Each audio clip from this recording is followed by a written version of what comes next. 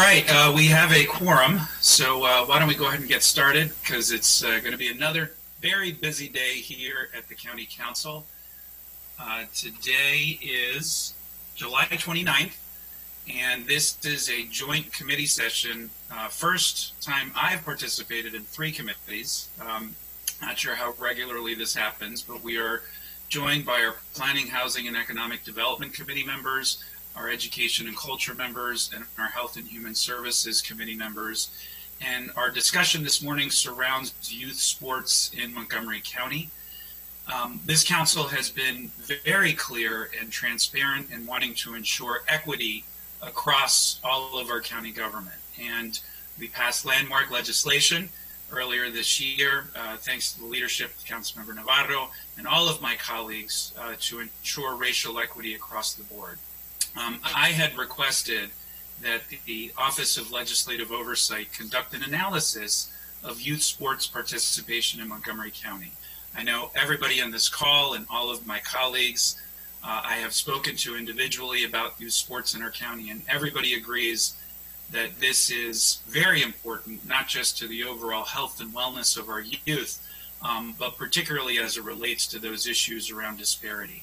And once again, the Office of Legislative Oversight did an absolutely fantastic job, and I really want to thank Natalia Carizosa for her work on the report, and produced a series of recommendations and conducted an analysis, which we will go through a little bit later this morning.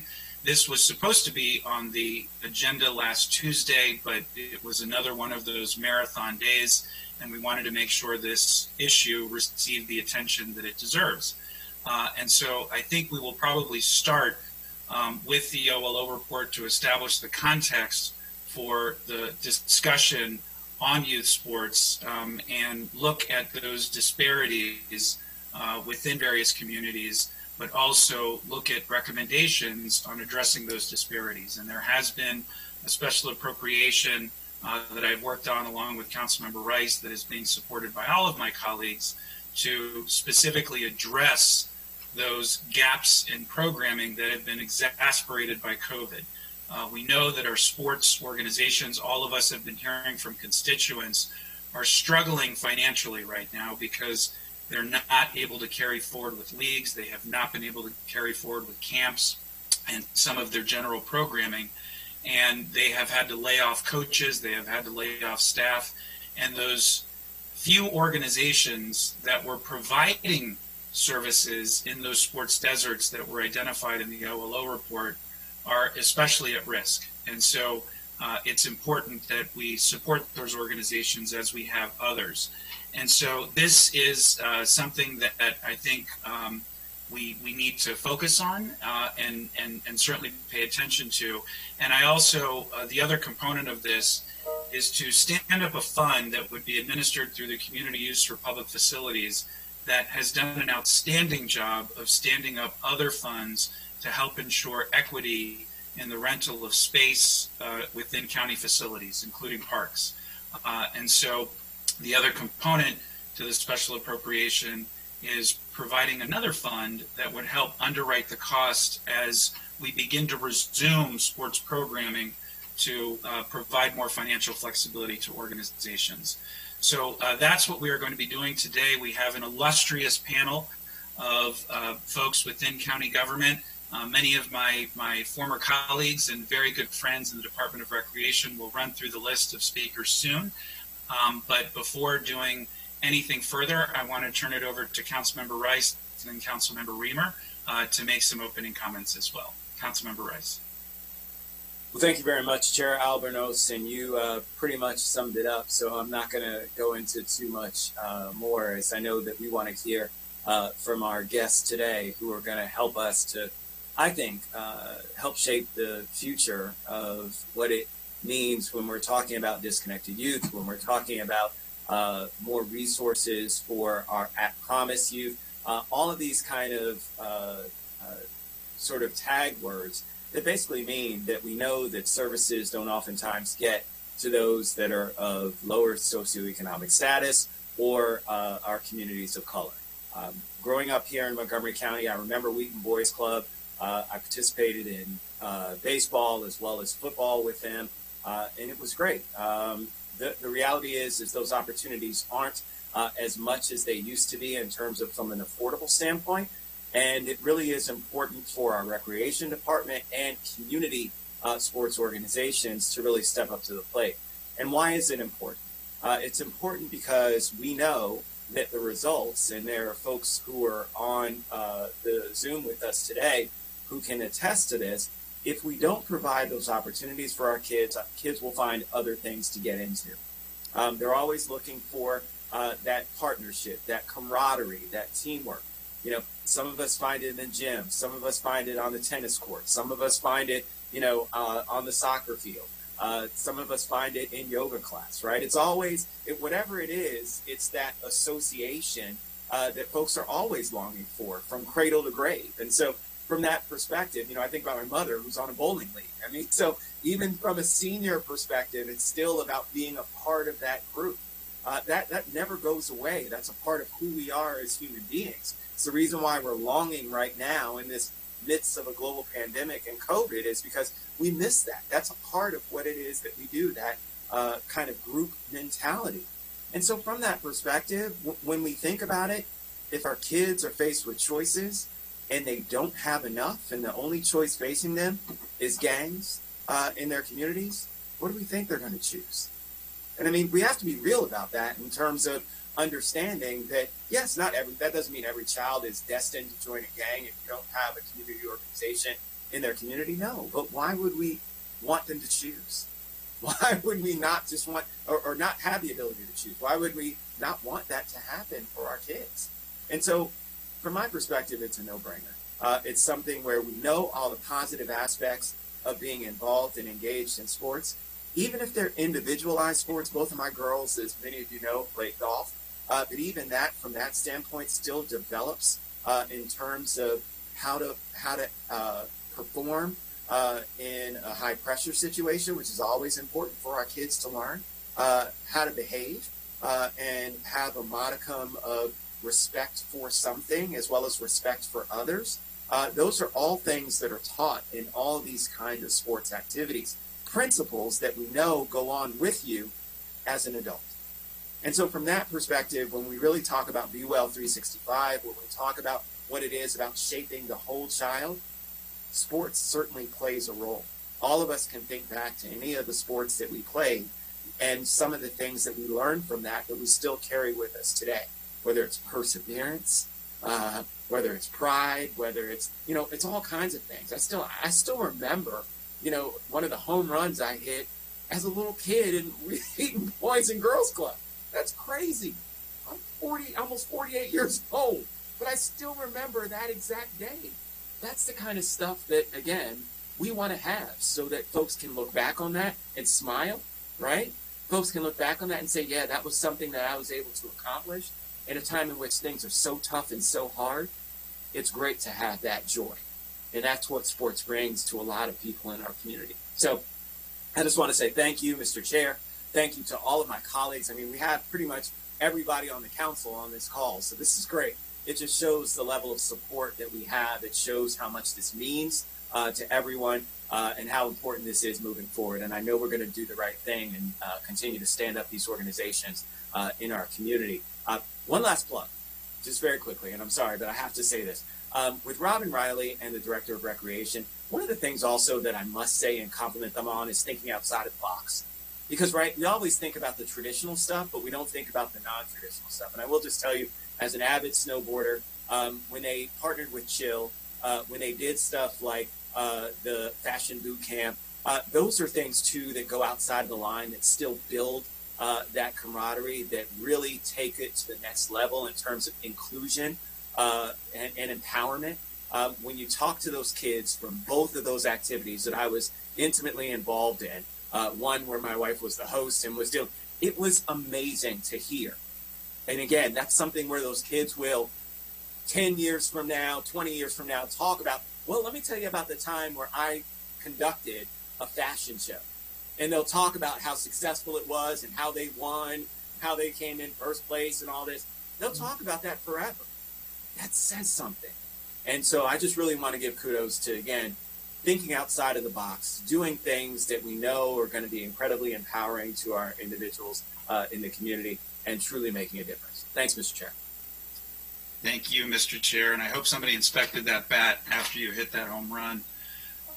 Let's move on to Chairman Reamer, and then Councilmember Novato would like to say some words as well. Chairman Reamer. Thank you so much. I'm really pleased by this discussion today.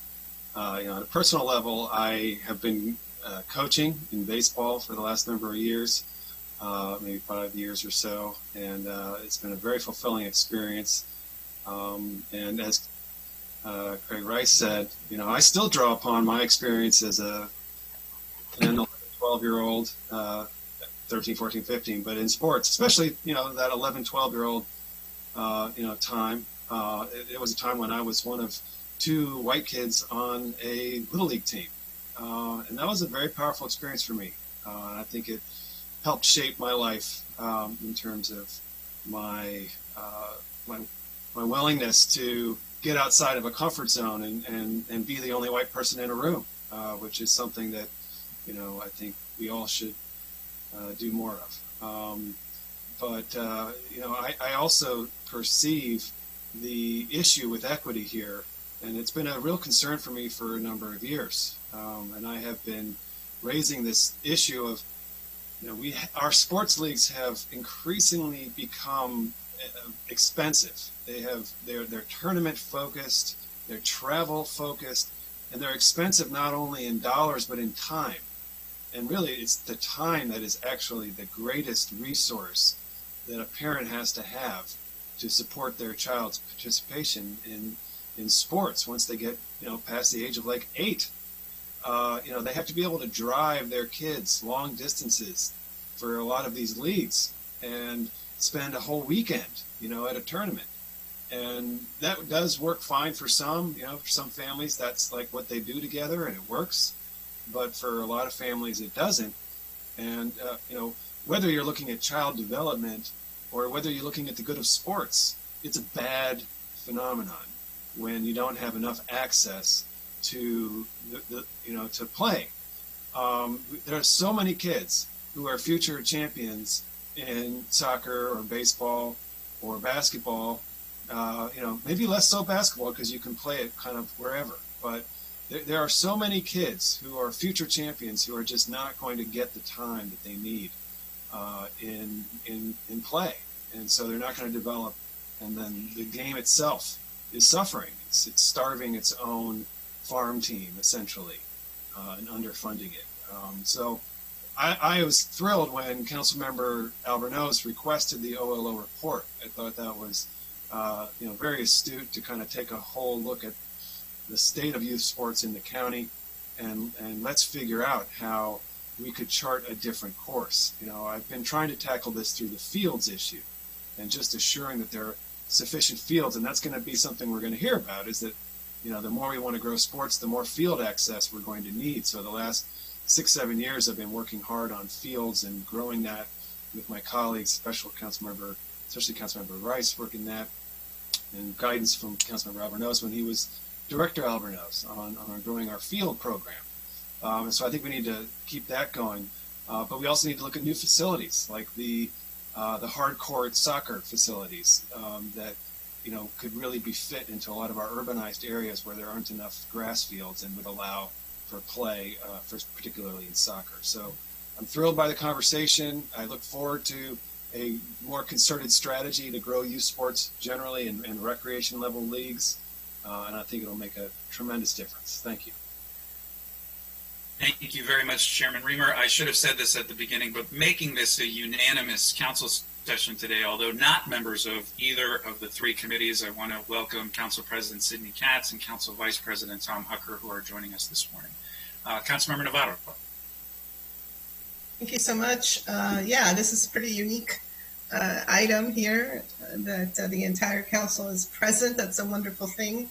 Look, I think it's great. I mean, I really, really enjoy, as all of you know, anytime we come together to address something in a comprehensive way that leads to scalability, because it is clear that this has been an issue for a very long time that we have addressed in a lot of different ways, but not in a comprehensive way and not in a scalable way. Councilmember Rice mentioned the fashion boot camp, and that came out of the time when I was representing the East County. And actually, there was some money that had been assigned to the East County that came through the council on a consent calendar as a consent calendar item to send it to the Up County because the East County didn't have enough nonprofit organizations or community organizations. And the response from HHS at that time was, well, since they don't have that, let's just send that money Up County. And as a new council member, I stepped in and said, absolutely not. We need to figure out what to do in an area of the county where at that time there wasn't much going on. And so I convened a youth advisory group because the idea is not for us, the adults, to figure out and impose what it is that our young people want to do. But the idea was, let's see what they want. Let's see what these young people in the East County want. And they came up with the Teen Escape Club, that they called it. And it was hilarious because the first time, the first Teen Escape Club, I decided to go and say some, remarks, then leave because it was all about the young people. And as I was walking in, one of the young women was talking to a friend saying, yeah, you should come. It's really cool. And I thought, yes, this is good. This is going to work. But the fashion boot camp came out of that, and they would program everything. And that's how this, Teen Escape Club, the teen club, began to be expanded elsewhere in the county. And I share that because that is also super important, to make sure that the same young people that we're referring to right now as at-risk youth or some that might get involved in gangs, it's so important that they be the ones to say, hey, this is what I would love to do, or this kind of programming is what I want. I mean, that's really critical. We've seen some of the battles in some areas of our county when we wanted to designate certain parks, meadows as soccer fields. This is a very important issue because I don't think folks understand that unless we very strategically and intentionally expand these opportunities, especially for those young people who don't have access, it is just not going to occur. All of you have already shared what it takes. I also had kids in organized soccer and things like that, and it takes quite a bit. So I'm really glad that we're here having this comprehensive conversation about how to do this and do it right, and not just in a piecemeal way. The Department of Recreation needs to be commended, and Councilor Malgranosa, you led a lot of that. I attended so many of those amazing opportunities for our young people. All the soccer games with identity and all of that. It was just amazing to see the extraordinary energy around that. So I'm really pleased with this. I really hope that, again, we integrate this. This is clearly part of our racial equity and social justice work as well. So it's all, I think, integrated. And I really believe that this will become, in my opinion, finally a permanent approach, and one that all young people in the county then can participate and take advantage of. So thank you so much, Councilmember Albornoz and Councilmember Rice, Reamer, all my colleagues, for this really important moment, even though I'll have to admit that I'm pretty exhausted right now. So hopefully I'll make sense as we're talking, because it's been a brutal week, but I'm really glad we're here doing this. Well, thank you, Councilmember Navarro. I remember that night, and I also recall you danced up a storm that night. That was a fun night. Great DJ. The DJ was amazing. Yeah. And for anybody that wants to see it, I have some incriminating evidence of Councilmember Rice and his beautiful wife dancing at the fashion boot camp. I also want to acknowledge, for sports context, we are joined by a St. John's College High School Hall of Fame sports member, Councilmember Will Juwando. And we are joined by Councilmember Andrew Friedson, who is not a member of the Sports Hall of Fame at Churchill High School, but did, I believe, play linebacker on the football team. So, and I've heard rumors that Councilmember Hucker can spin the basketball a little bit, and I know Councilmember Glass played some youth soccer. Councilmember Katz, we haven't talked about youth sports, but wouldn't be surprised if you were an athlete in your own right as well. So with that, why don't we go ahead and get started. Ms. Yao, is there any context that you would like to provide for this discussion before we turn it over to Natalia to walk us through the OLO report? Yes, good morning. I just wanted to do a couple of housekeeping items. Just to let you know, there's one packet for this discussion, the briefing and discussion. So it's listed in the agenda as two separate items. Wanted to, again, clarify that the special appropriations that were introduced yesterday are now in the packet. They address both urgent needs, especially with MCPS, extending the online sessions to after the first semester. There's additional needs for, programming for youth, as well as longer term needs for the system. There is not going to be a vote today related to the special appropriations, but there will be an opportunity for the joint committees to discuss them. And there are also additional representatives that are here today from the various organizations that are participating. We have representatives from county government, including Recreation, Department of Health and Human Services, and CUF. We also have representatives from MCPS and the Parks Department here. And we have outside representatives from the Collaboration Council and nonprofit service providers, including Impact Silver Spring, Identity, and the 480 Club. And with that, that's pretty much it. Perfect. Thank you, Ms. Yao. That's the perfect context. All right, Ms. Carizosa, if you could, thank you again for your wonderful work in this space. And if you could just walk us through your report and provide us some highlights, overview, and the recommendations. Sure. Thank you very much. I'm going to go ahead and share my screen. I'm going to take about 15 minutes to make a PowerPoint presentation. But before I get started, I do want to take a moment to thank everyone who helped us out with this report, including folks from the county government, MCPS, the Parks Department, youth sports organizations, as well as everyone who responded to our surveys. We really received a lot of cooperation, and we're very grateful for that. So with that said, this slide offers an outline of the report, of the presentation. I'm going to start by giving a little bit of background. Then I'll summarize some of the national research on youth sports.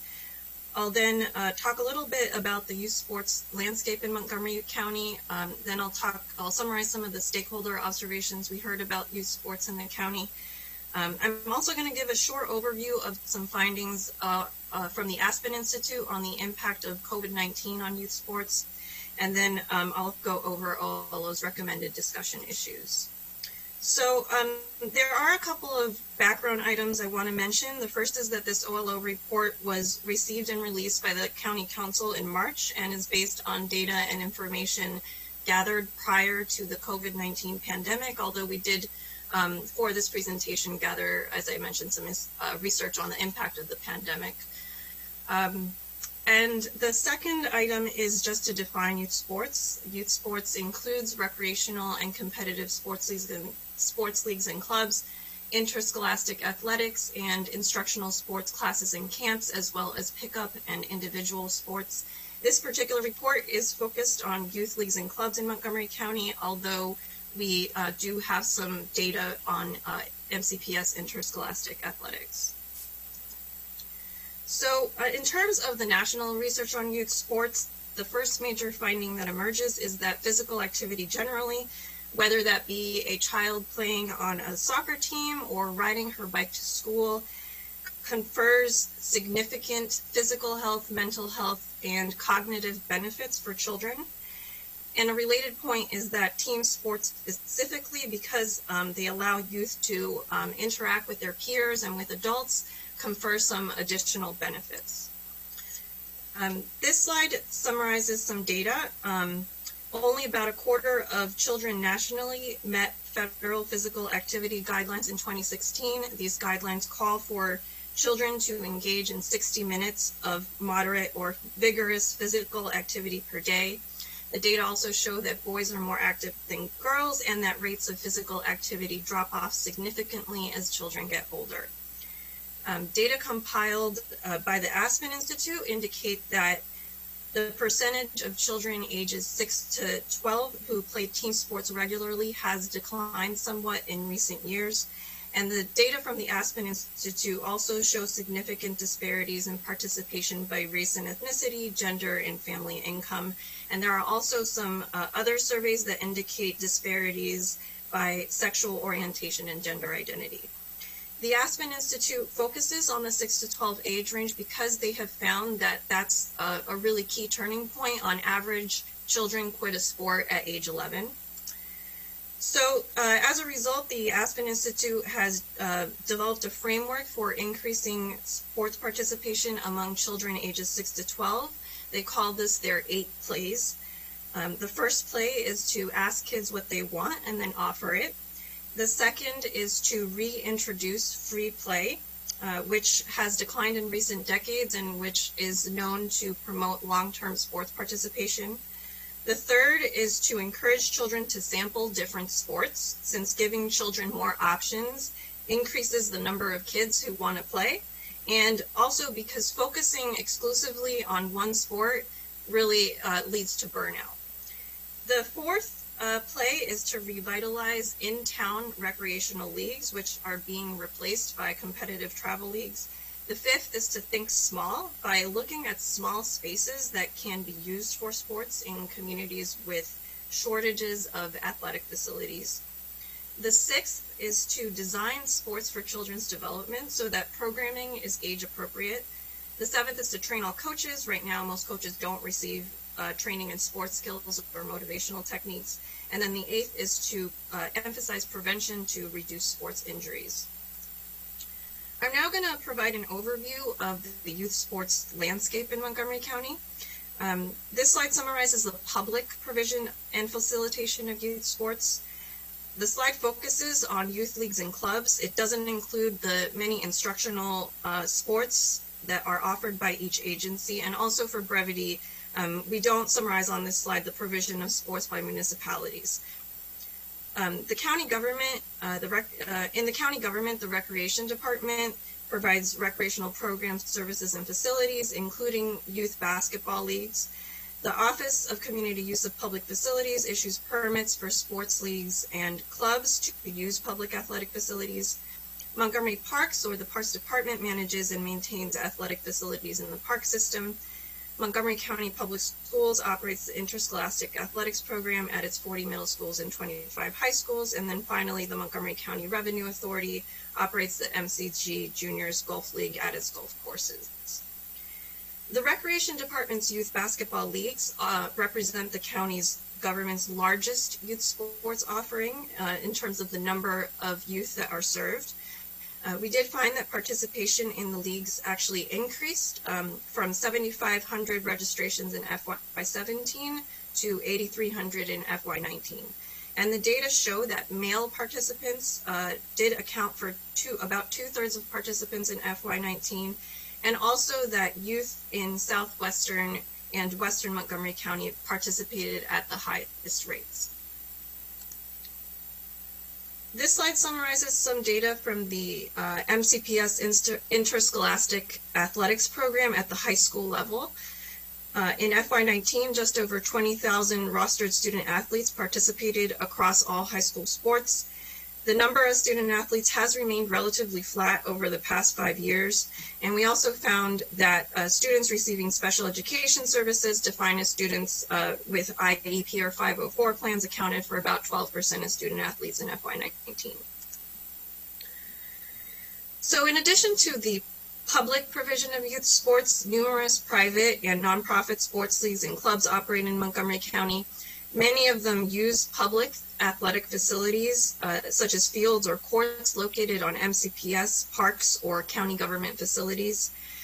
Under historical use policies that apply to public athletic facilities, sports leagues and clubs that have booked an athletic facility in the past have priority for booking the same facility in the future for that same time frame. We identified 89 youth sports leagues or clubs that have booked public athletic facilities in FY19 with historical use priority.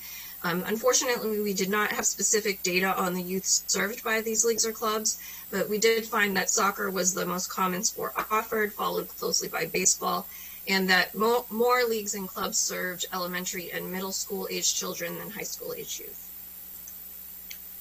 So this slide just gives a really broad, a brief overview of the observations we heard from stakeholders through the interviews that we conducted, as well as 2 online surveys of youth sports providers and PTA members. One of the common observations was that many children are playing with competitive tryout-based clubs that charge high participant fees and require significant amounts of time and travel. On the other hand, many areas of the county lack access to affordable youth sports, leading to disparities by family income, race, and ethnicity.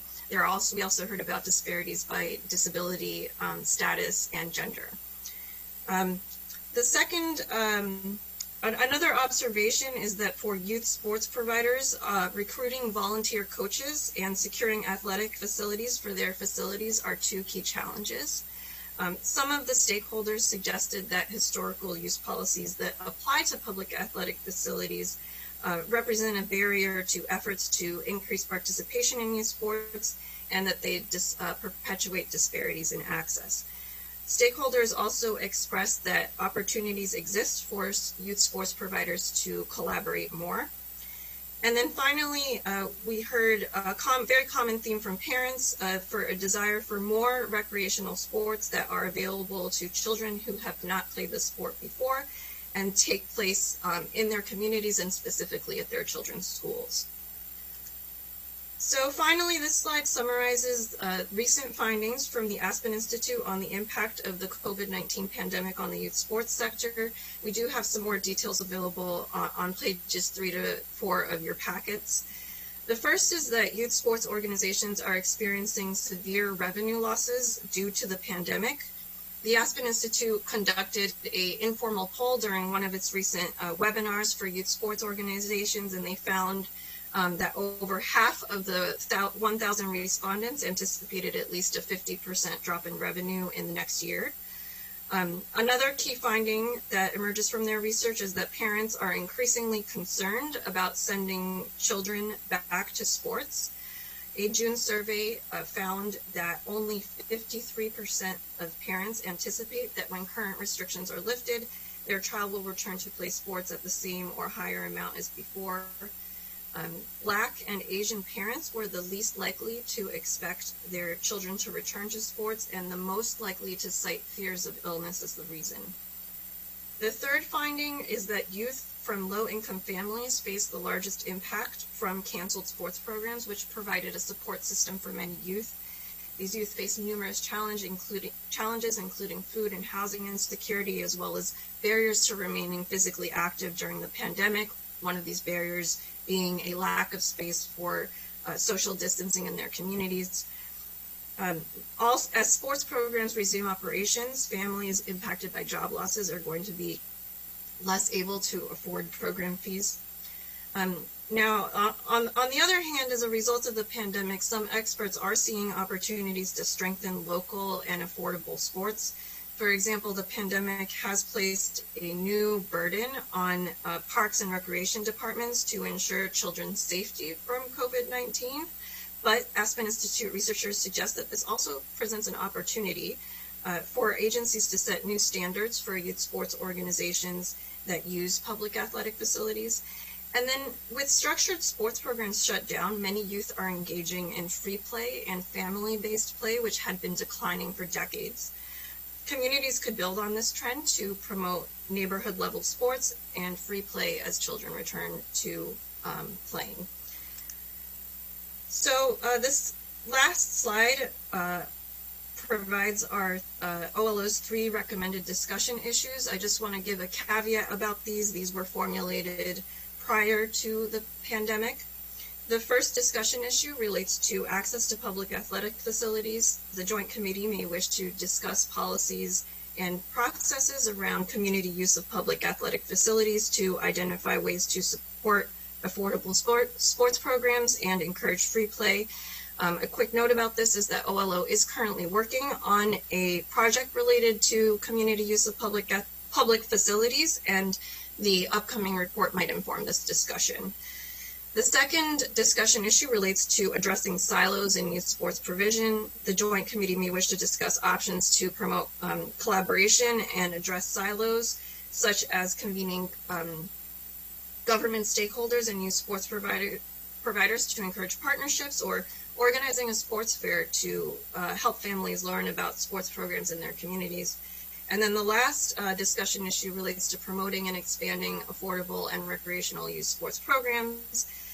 The committee may wish to discuss options such as offering training for volunteer coaches, developing new partnerships, or expanding the public provision of youth sports. So this concludes my presentation. I'm going to turn it back over to the chair.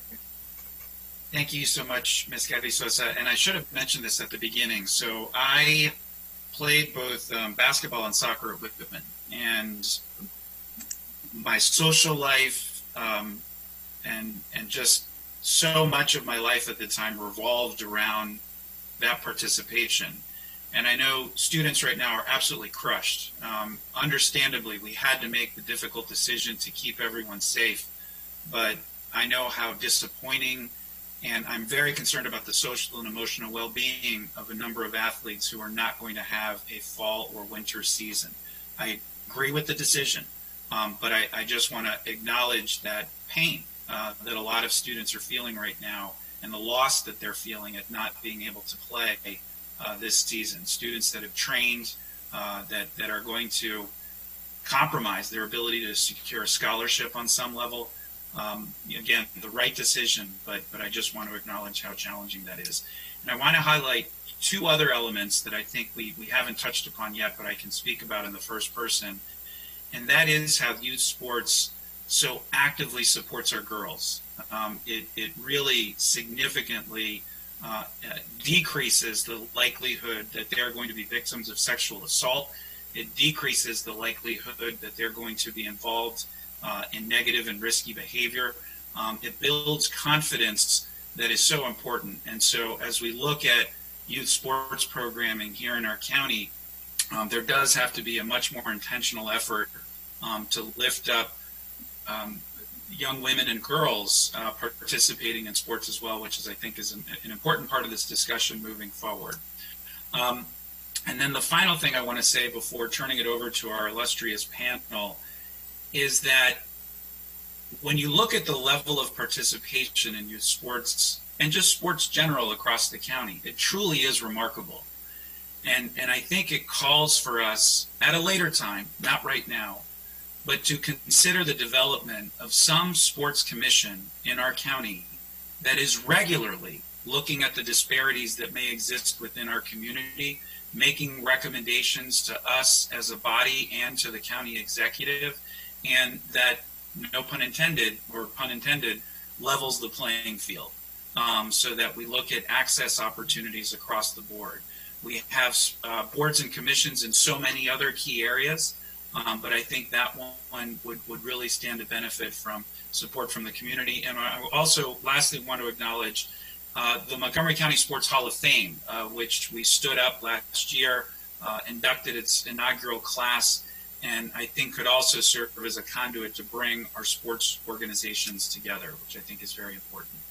So with that, there's the list of general topic areas of recommendation. I want to start with Director Riley. Director Riley, not only as the director of the Recreation Department, but has been extraordinarily active in sports organizing here in our community for a number of years. And in fact, started out her career as a physical education instructor. And so Robin is uniquely positioned to provide a little bit of context. She and I have had, I've lost track how many conversations about wanting to go back to the development of the kinds of leagues that have been recommended, but also acknowledge recreation is a user of facilities as well, and is on some level working, with a number of those other sports organizations that are out there. So, Director Riley, I want to give you the floor first, and then I'm going to turn it over to Ms. Rowena Bell Pearson from the Community Use for Public Facilities, followed by Mike Riley from the Parks Department. But Ms. Riley, if you could kick us off. No pun intended again. Yeah, kicking it off.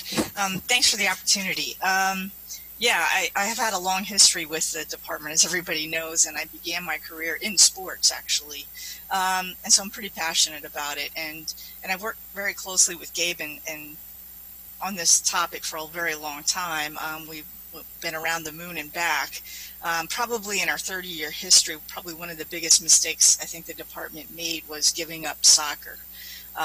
We gave it over to MSI because we felt like they were the platform to develop and grow sports and soccer in Montgomery County. But as a result, what happened is it really became exclusive in some ways and eliminated a lot of kids. For me, I think Councilmember Navarro spoke to the East County Sports Initiative and some of the Soccer for Change program that have been really powerful.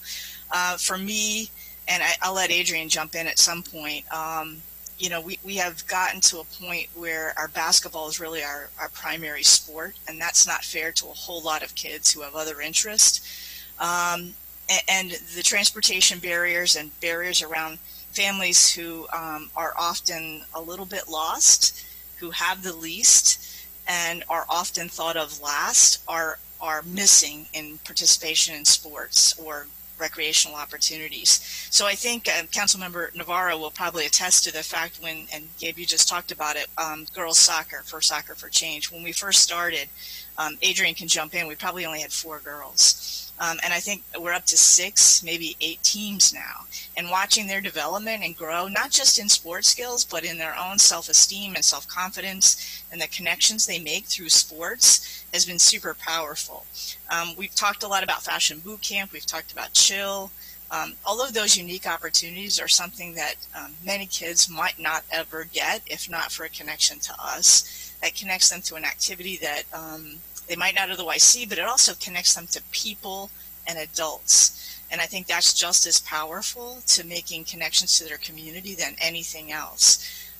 Soccer for Change has a unique feature, thanks to Adrian and Miranda and Sarah Swar, about having the kids, as part of their participation, have a community service project. And that's been super powerful to connect kids to younger kids. So the soccer kids might go to an elementary school, EBB Elementary, and offer a soccer clinic. So I think this is a unique discussion and a unique opportunity. Gabe and I have talked about having a Montgomery County Sports Council for many years, much like the Arts and Humanities Council, that would make sure that we were being inclusive, making sure that the connections for kids who might not who have to walk to a center, have a connection to something unique and fun. And I think we bring a lot of that, and we can bring a lot of that. The East County Sports Initiative was a unique opportunity for us. It was a small amount of money. It was $17,000. It was one time.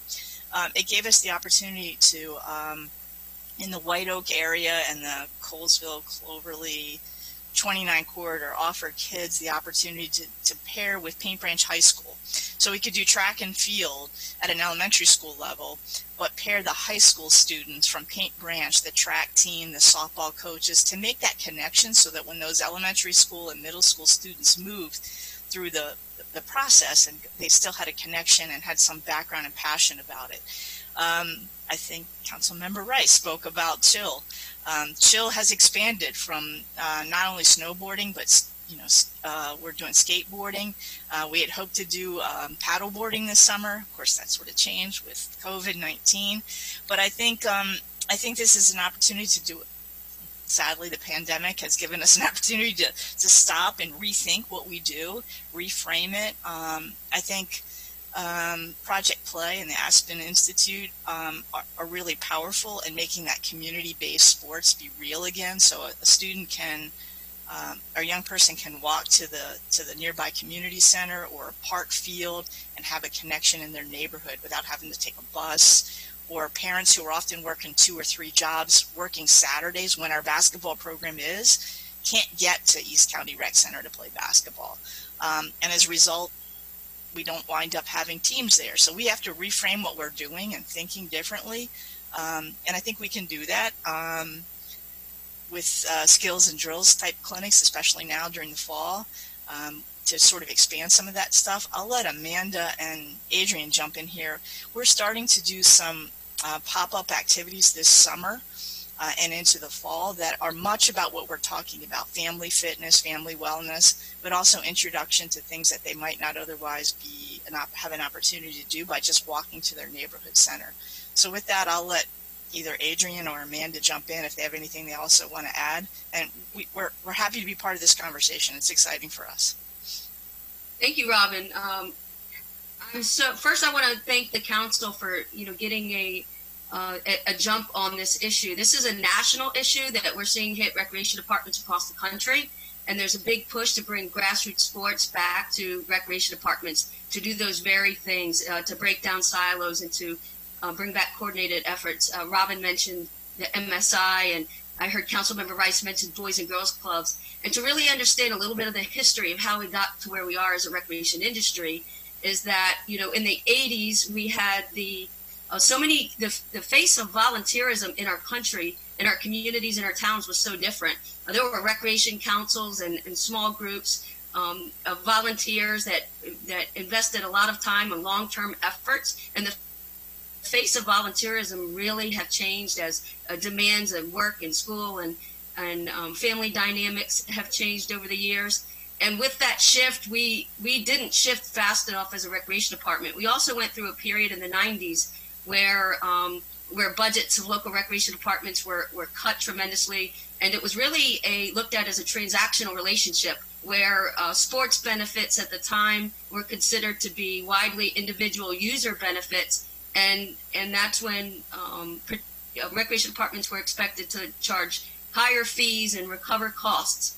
And as we moved through that, and the industry realized nationally that wasn't working for communities, and understanding that the impact of the community benefits of youth sports and recreation brings us to where we are today, and understanding that these community benefits help to solve some of the most pressing issues of our community. For example, young people and the health benefits that they get from sports is tremendous. Things like cardiorespiratory fitness. I know Robin mentioned our Soccer for Change program. Just seeing girls out there for the first time who were really significantly behind in their motor development and understanding basic rules and how to play, it really was eye-opening, where we inherently knew all of these things were happening, but to really see how far behind that we slid as an industry. And so I want to thank the council for really getting a jump on this nationally and looking to bring back these coordinated efforts. And I must say, too, that some of our best pilots that lead us to go back to the grassroots initiative where everyone has an opportunity to play has been supported by so many of the wonderful partners here. I know Luis Cardona and the Street Outreach Network were very instrumental in helping to organize the Soccer for Change, and we worked very closely with groups like Identity and local municipalities like City of Gaithersburg, and that program has had a wait list since its inception. And additionally, our other sport opportunities, we have many opportunities in our Excel Beyond the Bell program, which in partnership with the schools, we have folks like Impact Silver Spring who've been instrumental in providing services. And we have great lessons learned from our basketball program, which serving nearly 9,000 young people in the county. We've learned from the good things and things that we would do differently. We have lots of sports organizations who join us in that effort and actually enter their teams into that league. So I certainly see that there is an opportunity here to bring back grassroots sports and to coordinate an effort, and it would take all of our partners. So it would certainly be not something that the Recreation Department would do alone, but the skills and talents of many of our organizations, like Impact Silver Spring, who's been instrumental in training and preparing coaches to be able to do some of the education and teaching, to fill gaps in intramurals, where we know that if you play for a high school basketball team, if you're fortunate, I'm a proud Wheaton Knight and a member of several girls sports there, to include basketball. And as we all know, like I heard earlier, those things are that define us as individuals. And even in our adulthood, if you aren't lucky enough to define yourself by your career, which I'm so fortunate to be able to do that, you generally define yourself by what you do in your free time. But we all know that there's only so many roster spots on a basketball team, and so what are all the other young people doing? And to Councilmember Abenaz's point about girls in sports, and we certainly look at the history of Title IX, which is about being inclusive. But what we forget about Title IX is that it really belongs to all institutions, and that it's not about offering the same sport, but it's offering an equal opportunity in for young women and girls. And we do know that the self-esteem really tends to drop off at the middle school level. The Women's Sports Foundation also notes that girls who are involved in sports are a lot less likely to get involved in risky behavior, and a lot less likely to have unwanted pregnancies as well, which then ties directly to to some of the health factors that we face in our community, like low birth rates and unhealthy children that can largely be tied back to things like early and unwanted pregnancy.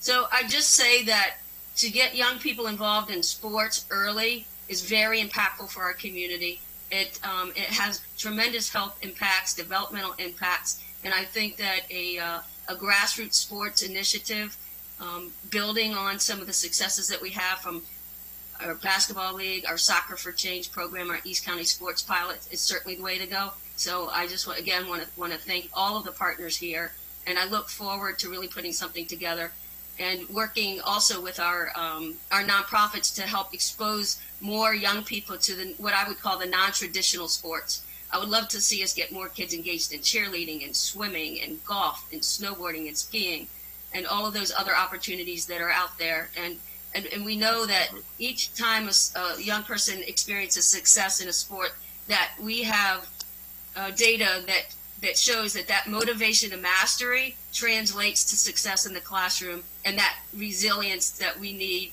young people to have to be successful in life. And so I could keep going. I know your passion on this issue is so it comes through, and so I so appreciate it. I want to make sure that we have time to hear from other panelists. But Amanda, is there anything you wanted to add that we may have missed briefly before turning over to some of our other panelists? Thank you, Councilmember Gabe. Thank you for having me here. I don't have much to add other than I am a product of local sports. I can say I sit here today because of local sports. I have a single mother, and I was introduced to the local softball league in my area, and that led to a scholarship for a local college, which led me to my first job, and then I landed here. So there is a direct line in which local sports can open up opportunities, create the person you are from the moment that you start to the person you are today. So to add to the outdoor programs that we do have on our website that we are launching right now, we are including opportunities for multi-sports for all ages, and we're also doing a broad approach for programming for the family, seniors, youth, in terms of sports, arts, and other specialty categories. So not much to add. I think Robin and Adrienne covered it, but the importance of local sports is incredible. And thank you guys for this opportunity. Thank you, Amanda. If our council softball team kicks back up again, you're going to be getting a call from us. I also want to acknowledge in the audience is Dr. Jeff Sullivan, our athletic director for Montgomery County Public Schools. Thank you so much, Dr. Sullivan, for being with us. We're going to hear from you in a minute. But before that, I want to turn it over to Ms. Ramona Bell Pearson to provide a little bit of context and background. CUF plays such a critical role and, quite frankly, does a really good job of trying to facilitate the complexities of the demand. The good news is there's tremendous demand. We have a number of athletes in our community that want access to county facilities to be able to carry out their programs. And I will say Ramona has one of the toughest jobs in county government because she is the facilitator and often the middle person when trying to move this forward. So I appreciate and respect the complexities and challenges with regards to booking fields, acknowledging it's a challenge. There's no perfect solution. But Ms. Bell-Pearson, if you could provide some context and background from your perspective and where you think we need to go with this discussion to ensure equity, would love to hear those comments. And I want to shout out to Ron Maxim, too, from your team, who's a rock star. Ms. Bell-Pearson. Thank you, Councilmember Albornoz. And thank you to the council for inviting us to this discussion. We are happy to participate, especially in light of the fact that, just for clarification, I know council knows, and many of the participants in this discussion, but the public may not understand that CUF, Community Use of Public Facilities, does not program. So unlike the other entities you've heard from that actually provide programming and provide the opportunities for the government or the nonprofits to actually participate in developing programs for parents, we are the responsible party or entity for making sure there are facilities available and permitting those facilities, whether it's public schools or public fields or some park fields, some rec fields, some rec areas, recreation areas. So that's just a point of clarification. I will say that we work very closely with nonprofits. We work closely with schools, and particularly with regard to programming those entities that are nonprofits or schools. The schools largely will tend to be the Title I or the more challenged schools, where they will work directly with us to provide programming and facility opportunities at discounted rates. There is a facility fee that was started by Councilmember Navarro, as assisted by many who were on the council then and some of whom are still on the council. And it has been a very successful program. Last year we were at 100% of the distribution of the funds. We anticipated being at 100% again this year. However, as we all know, COVID took place and changed everything. I will say we do have struggles with regard to making facilities available because we have to balance the larger leagues, the historical leagues, against the smaller community groups. And in trying to make things fully available, it often ends up being a situation of what community needs what the most and how we can make what we have available. We often will end up becoming, as Cabe said, in the middle of bargaining to try to get more facilities, more time, more use, while at the same time we look at how the greater need is met with regard to being able to find that we can meet whatever that particular community needs versus larger leagues that are serving more people possibly. So it's an equity balance on a daily basis almost. I don't know if you would like me to speak to the agenda item that was introduced yesterday related to CUF. I saw that it is included in the packet, but I know there's not going to be a public hearing until in September. But I did have a chance to just very quickly this morning look through it, haven't in great detail. So I could speak to some of that if need be. If you could, and if you could also give us an update. I know there's been a lot of work on improving the registration process, which obviously is in hiatus right now because there aren't very many people booking fields. But if you could talk about the special appropriation, your perspective on it, and then also talk about that registration process and where we are in the transition, that would be helpful as well. Okay. First, to talk to the special appropriation. The special appropriation, as I understand it, is intended to use federal funding to increase the funds that would be available through, like the FFAP program that I mentioned, which stands for Facility Fee Assistance Program. That would give us the opportunity to focus on having more advantages to nonprofits and Title I's and other areas or entities that would be serving communities that may have a great need. We will have to make an amendment to the actual legislation that supports the Facility Fee Assistance Program because as it exists, it is specifically focused on facilities, which does not include fields. And as I understand it, a large focus is to have more outdoor play and to make that available. Additionally, with MCPS being in its status of distance learning and attempting to limit, if not somewhat restrict, the availability or the access to schools while they're trying to keep them clean and safe, there would be more opportunities for use of school properties if it were in the field area. So we will be proposing some changes, assuming that resolution is adopted, the special appropriation. As to what it speaks to, I think it could fit very easily into the FFAP program.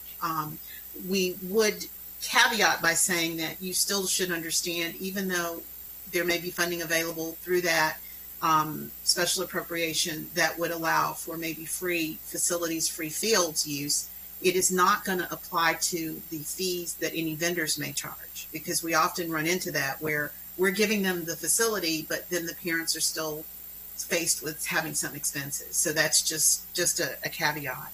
As to the software replacement, I think that Councilmember Abernathy was referring to the ActiveNet software program that we currently have. It is due to expire soon, the contract that we have with them. And we, as an entity, exist of 3 different agencies that use that scheduling resource or software tool. Department of Recreation is the lead, and then CUF, and as well as Montgomery Parks. So all 3 of us joined together to use the scheduling and permitting process through that software. That software program contract, as I said, will expire in a year or so, or a little less than a year now. And we have actively been, no pun intended, actively been pursuing a new contract. It was open as a request for proposals that closed some time ago. And we actually had a meeting earlier this week with the department heads involved and the QSC, which is the review and selection panel that will make recommendations to Department of Recreation and then ultimately to procurement about who the successful bidder should be. That is very close to being concluded.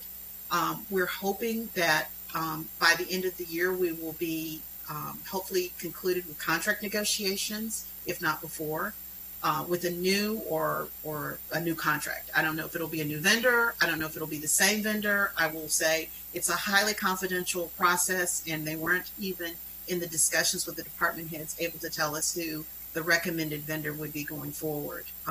But we were assured that specs that we put into the bid proposal were all met by their recommendation for the successful bidder, and that we should all be satisfied with the services. So we are looking to make some improvements. We are looking to have a very proactive contract that will successfully serve all 3 providers, whether it's CUF, REC, or Parks. Thank you, Ms. Bell Pearson. And I'll note that one day if we ever get back to normal, both the Parks, Recreation Department, and Community Use for Public Facilities will actually be under one roof in a county government building, which I think will present, when we are able to get back together again in person, an opportunity for even further collaboration between the 3 agencies, which is critical. And just on a personal note, I think Jim Stowe's still the leader in the pack for best backdrop, in my opinion, but yours is definitely in the top 5. And I see the Bullets jersey.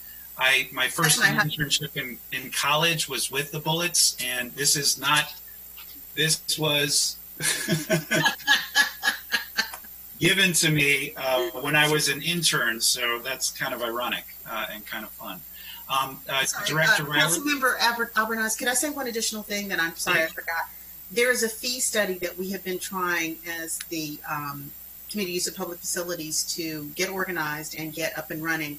And unfortunately, just as we had submitted our proposal to the procurement department, COVID hit. And while we tried within the first couple of months, maybe around April, to go ahead and release the proposal to see if we may actually have some potential competitors, we found that smaller businesses are the ones that largely would be competing for this type of a contract, and they were not in a posture to compete at that time. However, I will say we touched base last week with procurement and indicated that because we seem to be more in a starting to reopen phase, that we wanted to reissue, but make an attempt again to issue. So we're hoping that by the end of August, we will have a bid out on in the community, so that we'll understand what type of proposals we'll get for a fee study. And that is something we were joining with Parks to also collaborate, so that we would be able to coordinate our resources and give a full picture or full perspective of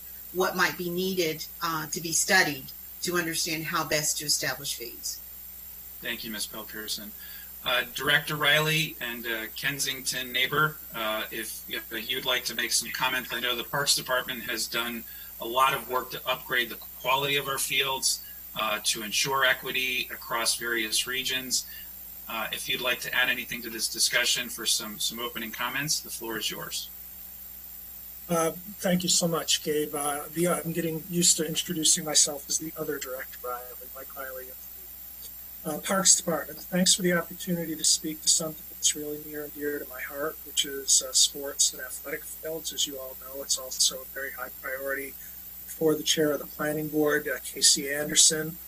The most important thing I want to do this morning is introduce my athletic field program manager, Cliff Driver, hopefully someone all of you know of and have met. Thanks to you several years ago, I felt that the provision of fields and sports was so important that I needed a program manager who would look at the provision of those programs comprehensively. Cliff's expertise and background is in the construction and maintenance of fields, the technical aspects of it, the dirt, the grass, the irrigation systems, the maintenance. What I've really tasked him with is looking at the delivery of the program comprehensively and to be constantly in touch with all the stakeholders. That would be Recreation, CUP, Montgomery County Public Schools, all the leagues. So if anybody, I know part of the report talked about siloing being perhaps a challenge, but if anybody feels they encounter a silo, any stakeholder, I encourage them to go right to Cliff because he knows who's who and hopefully could help break that through. I do want to remind the council, as Director Bell-Pearson said, we are playing an active role in the ActiveNet upgrade.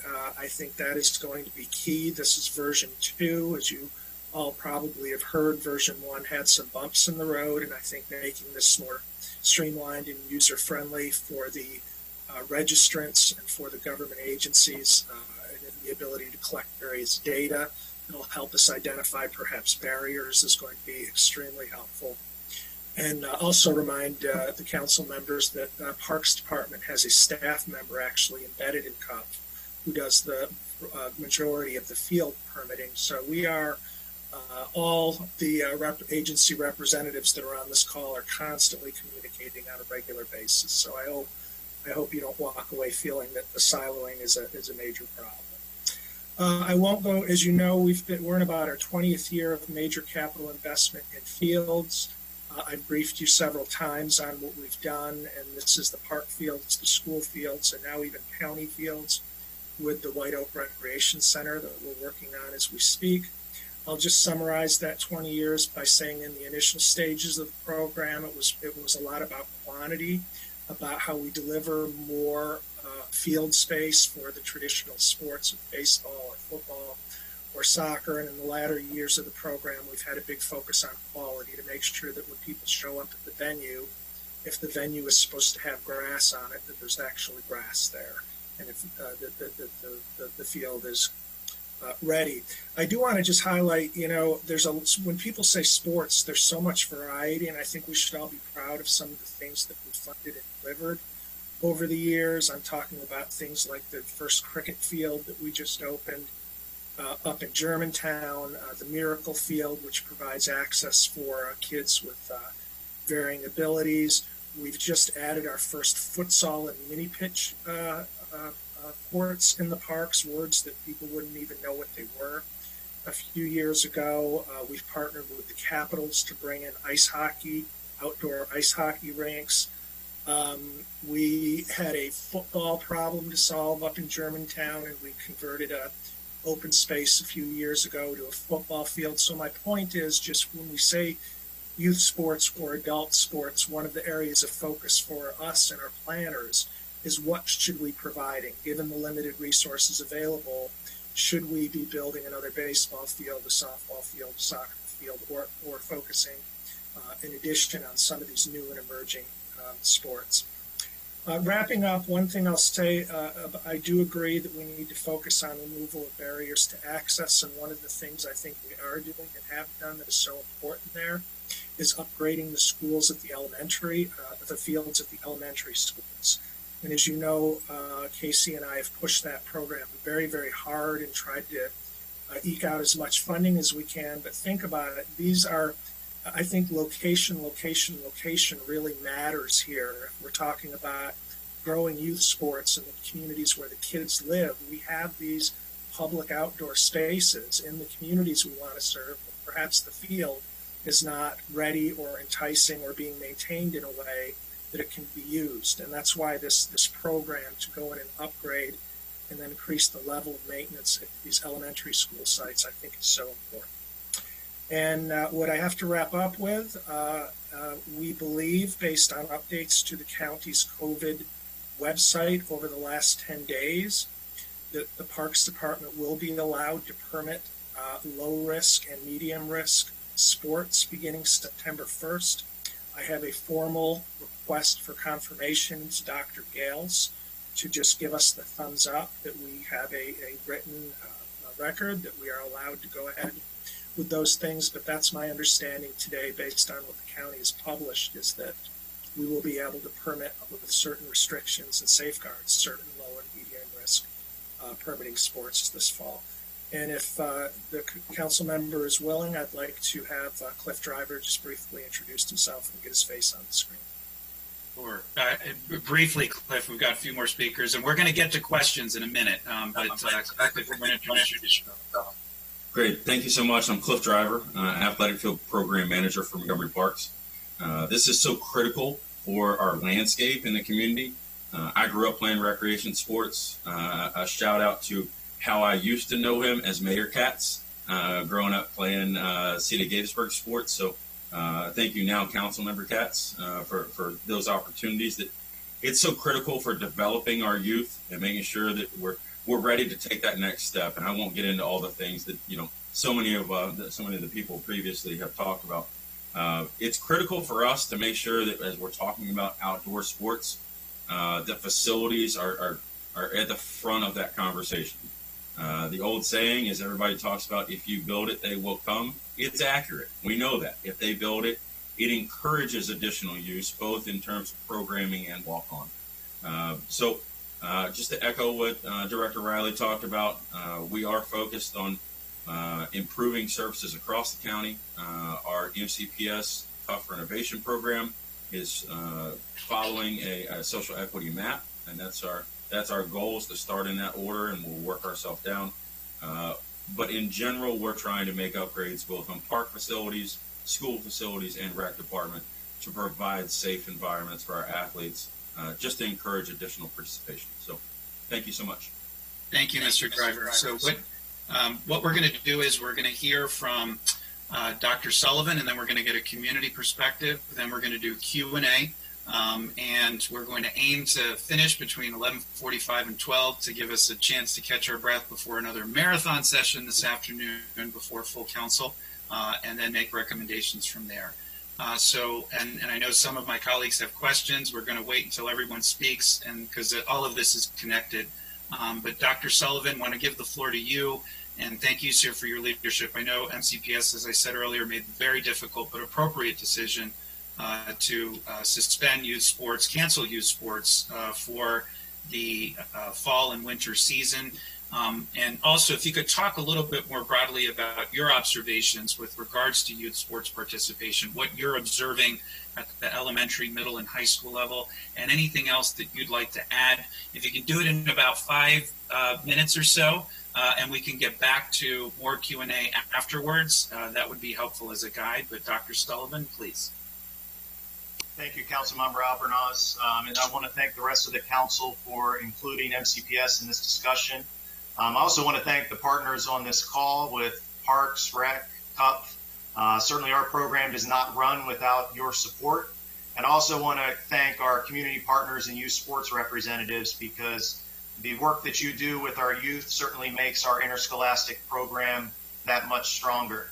I also want to start with a quick COVID-19 update. Certainly, the announcement of the cancellation of the traditional fall and winter sports as we know them was devastating to our student athletes, our coaches, and certainly me. But I do want to let everyone know the commitment that MCPS has to reimagine the experience for our student athletes this year, both in a virtual space during the first semester, but also if health metrics support and we are able to provide some in-person opportunities later in the school year. So we will be sharing some more details of that in the coming weeks as part of the recovery plan for education. But certainly here in Montgomery County and my colleagues around the state are working around the clock to do everything and anything we can for our student athletes to provide them with the best experience given the COVID-19 landscape.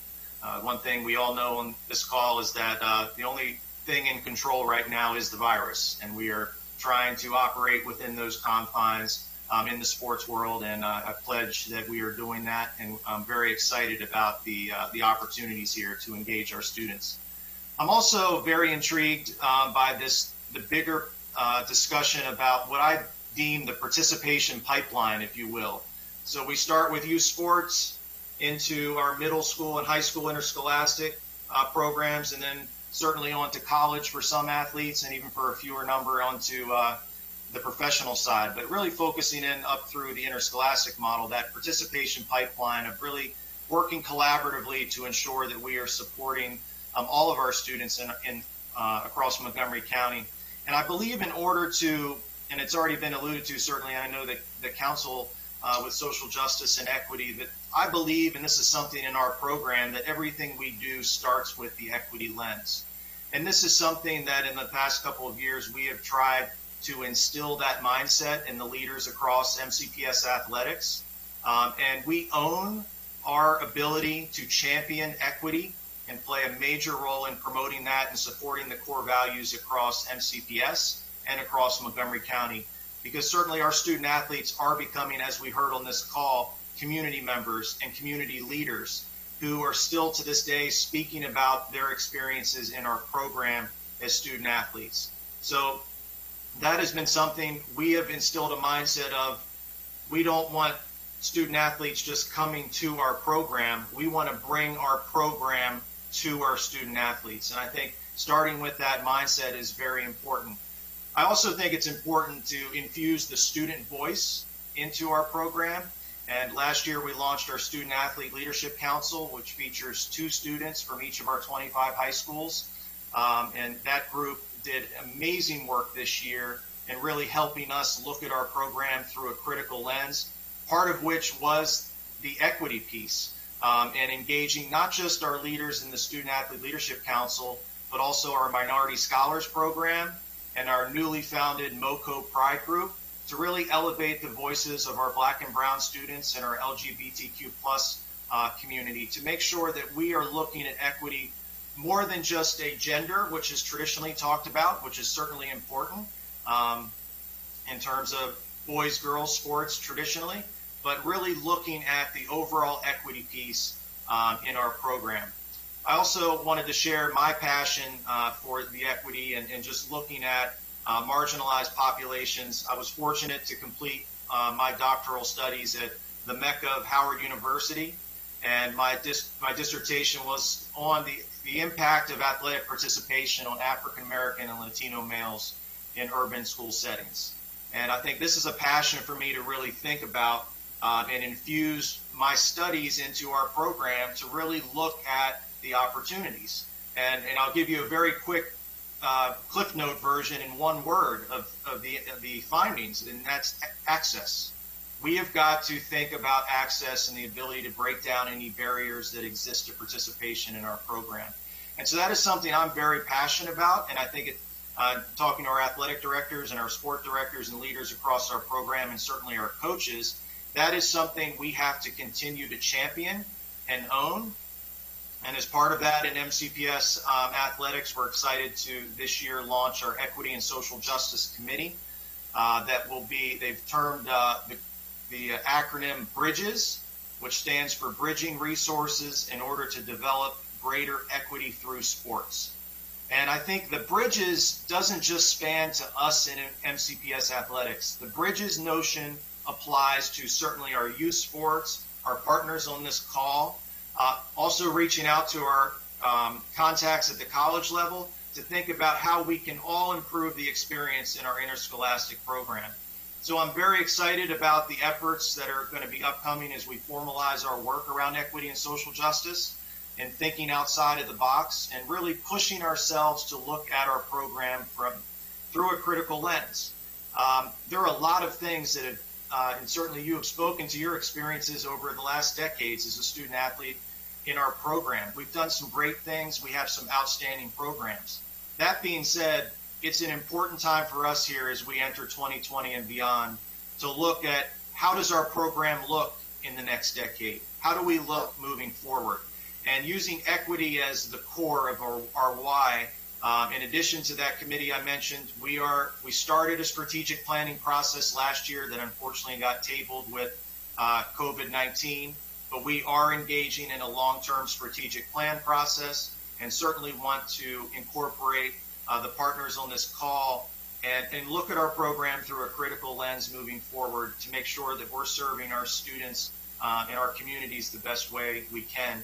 And I look forward to the opportunities to collaborate with everyone and certainly appreciate the support of the council in this very important part of what we serve our communities.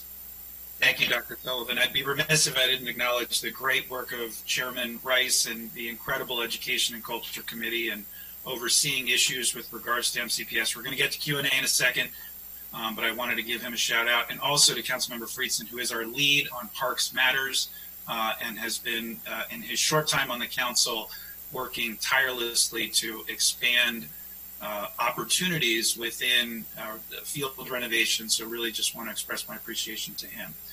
Now we're going to hear from key community members. And although there is a community member who is technically part of county government, somebody that all of us have known for a long time, Councilmember Rice has asked if he can introduce a good friend of all of ours and who has been referenced along with his team. Councilmember Rice, I'll turn it over to you to give an introduction to our next speaker. Well, thank you very much, Mr. Chair. And a lot of us know this young man, I'll still say young, because then that makes me kind of young, who is a good friend to us all, but who has dedicated himself to working in our communities, making sure that folks understand that the connectivity that we need to have in our communities of color is incredibly important to establish that feeling of them being a part. And we're talking about some of our youth who experience challenges throughout their time here in Montgomery County, and that's as youth as they get to young adults. We oftentimes refer to them as disconnected youth, sometimes refer to them as at-risk or at-promise youth, and they really deserve people who surround them with care and nurturing and support.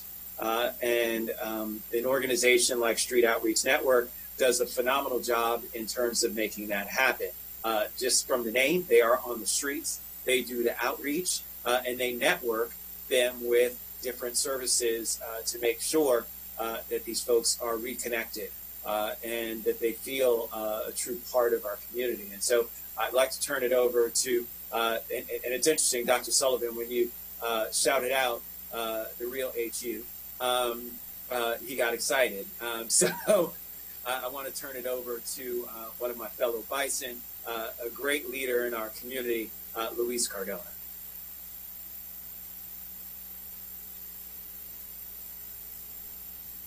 And Luis, we got about 5 minutes for introductory comments, and then we'll get to Q&A after that. We still want to hear from Impact Silver Spring as well.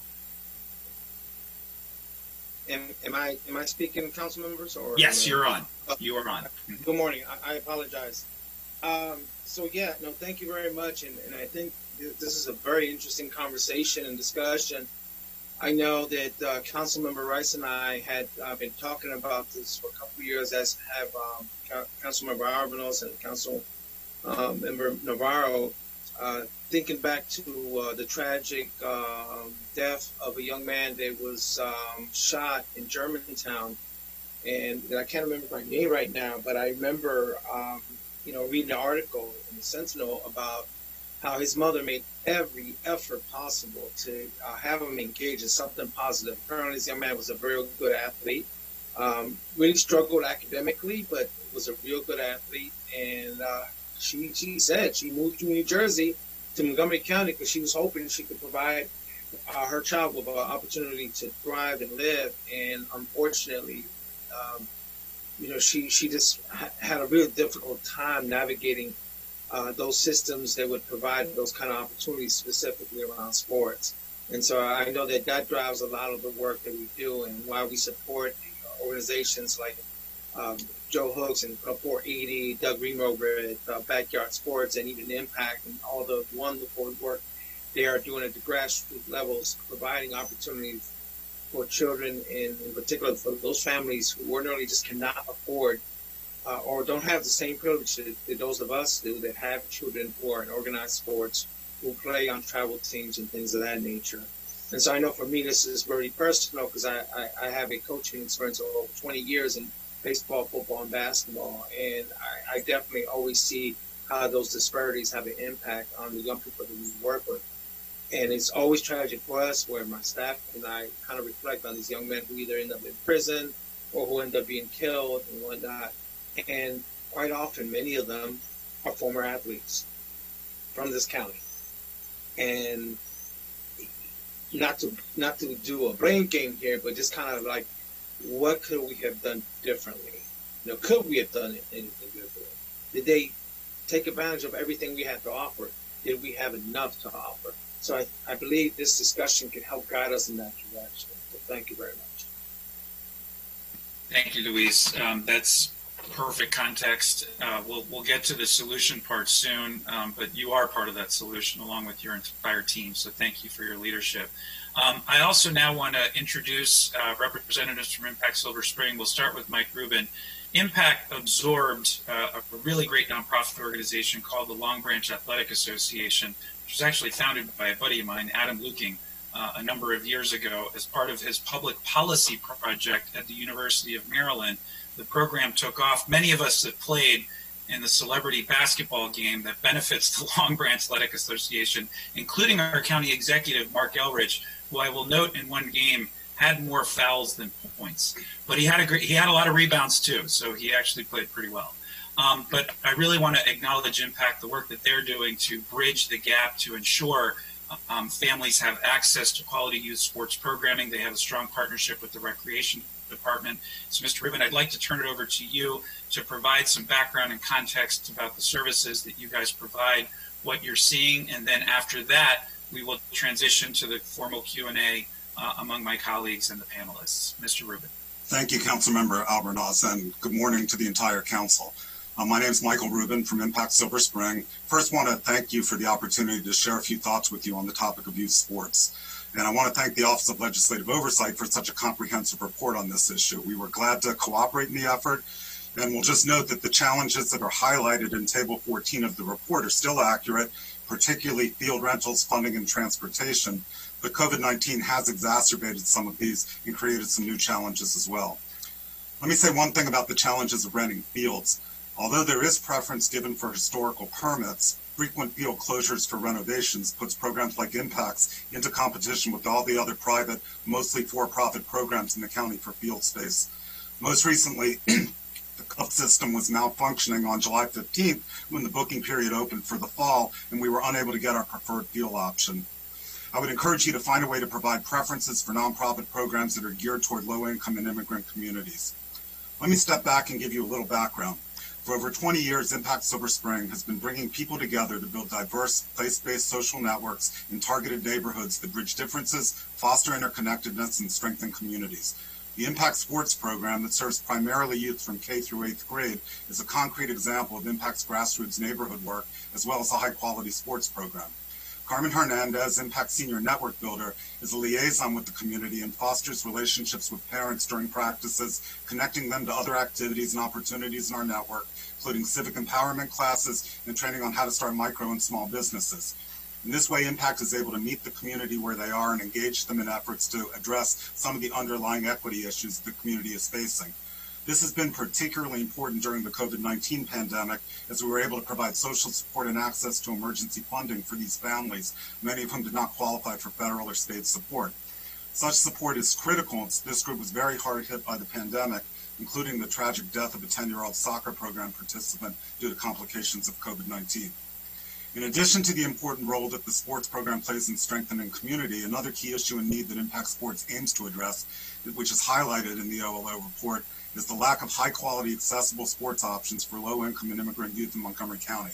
The significance of sports opportunities that are economically and geographically accessible to low-income families cannot be overstated. Parents, coaches, school administrators, and recreation department staff have repeatedly affirmed and acknowledged that this sort of offering is both unique and highly valued. However, many sports programs in our county cost hundreds of dollars, and it is often difficult to get scholarship assistance. Our programs charge very low fees, typically about $50 for a season, and we offer scholarship assistance for all that need it. We hire bilingual staff so that our programs are inclusive. A couple of years ago, we responded to community demand for an academy-level soccer program that provided a higher level of training and competition, so we changed our model to rely on professional-level soccer staff with the support of a limited number of volunteers. Additionally, Impact Soccer League, now in its 4th year, which provides accessible competitive soccer games for youth in the greater Silver Spring area, continues to grow, serving over 300 participants on Saturdays each fall and spring when we are not in quarantine. COVID-19 forced us to shift to a Zoom model of programming for much of the spring season. 40 to 50 participants joined daily 1-hour sessions during the weekdays that provided 30 minutes of exercise and 30 minutes of soccer drills. Last month, we were able to return to the field in a more limited capacity for skills and drills with masks and social distancing, and we continue to follow all guidelines recommended by Montgomery County and the state of Maryland as we provide daily practices. The league is on hold at present, but we hope that it will be possible to play in some modified fashion at some point in the not-so-distant future. I applaud this council for their support of community-based programs such as those offered by Impact Identity and others in our community. This report highlights some of the challenges we face in providing youth sports in Montgomery County, and we look forward to your continued partnership in facing these challenges and helping us to provide the kind of innovative programming that meets the needs of all of our community. Thank you. Thank you, Michael. We're also going to hear from the 480 Club and Identity. I'd now like to turn it over to Mr. Joseph Hooks to speak on behalf of 480 Club to provide their perspective and what they're seeing in the community as well. Thank you. Good morning, members of all the committees, and thank you for the opportunity to participate in this briefing in youth sports in Montgomery County. Recognizing youth sports play in the positive development of our county recovery from the pandemic. Also, thank you to the OLL for the excellent report by Natalia, who I got to meet in person, and this insight on youth sports and organizations. So my name is Coach Joseph Hooks, and I'm Montgomery County raised African-American from Montgomery Village and MCPS graduate of Walkersville High School. My pathway to success for myself and my family is credited by my participation in affordable and accessible youth sports and the mentorship and leadership of trained and local coaches.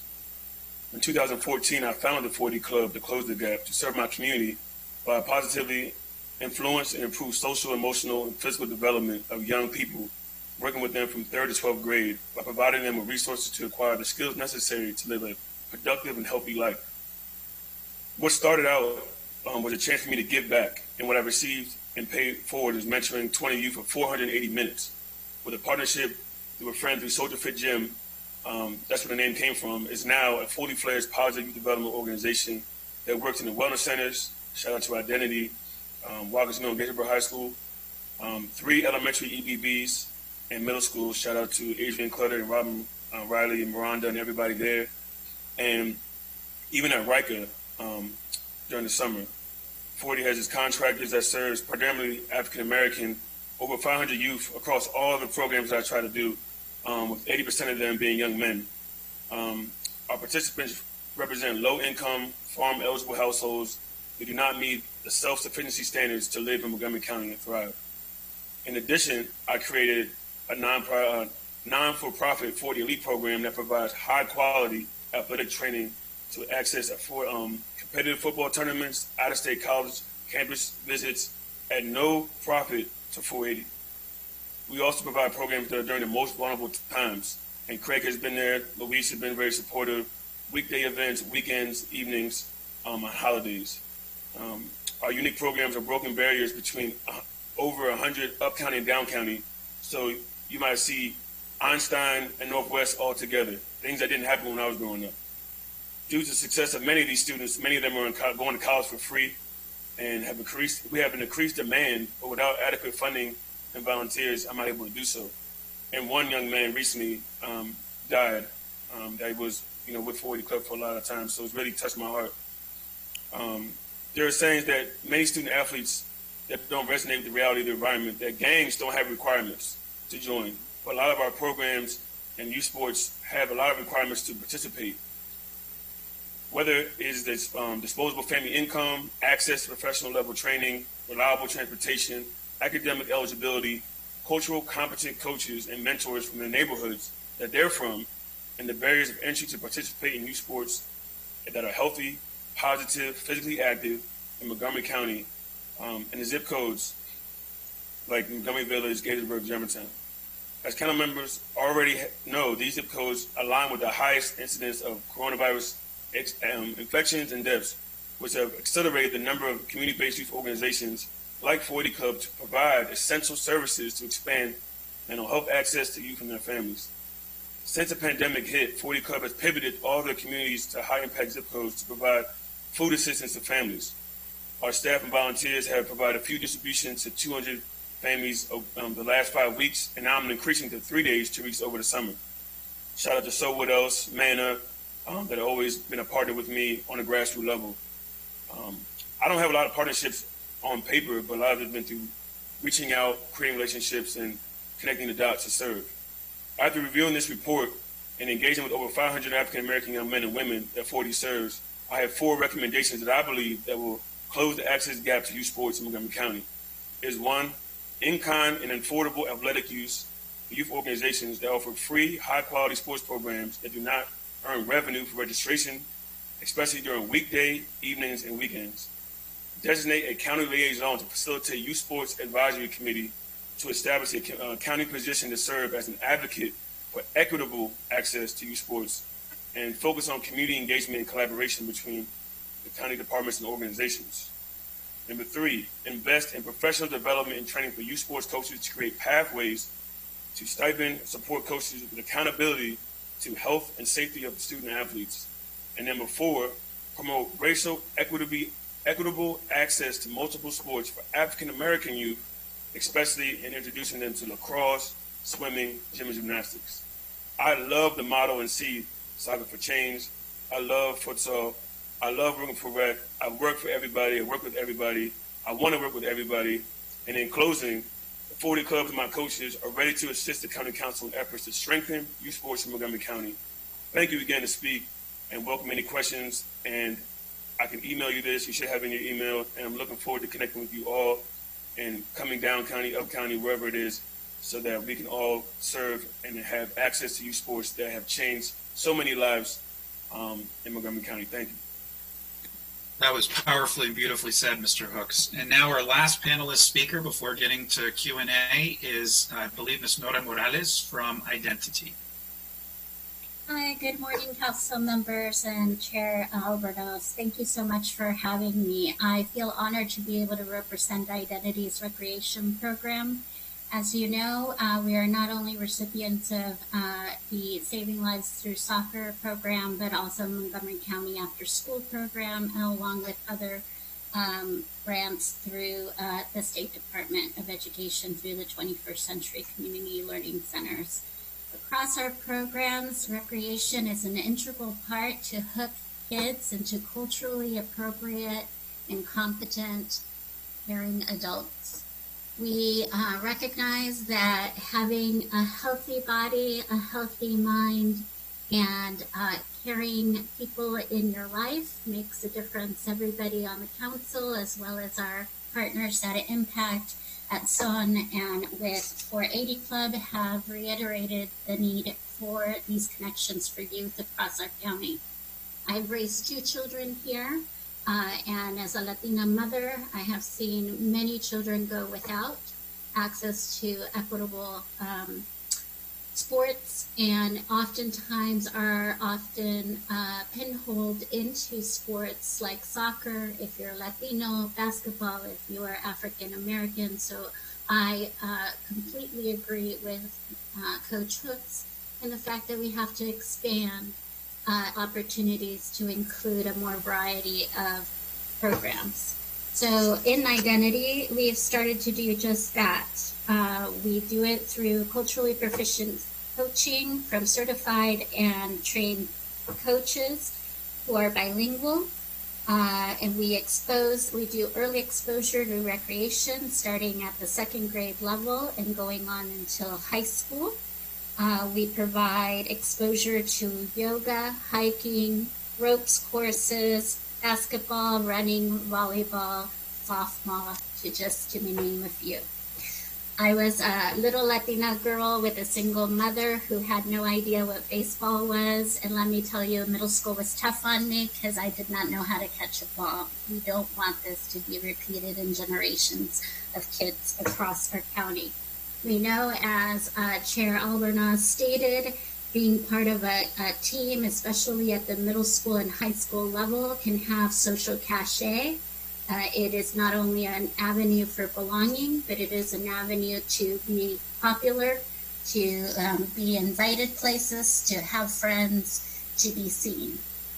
We want to provide these opportunities to our students, and as thus, we have many first-timers come through our programs who have never played any kind of organized sport and leave identity joining high school teams or middle school teams.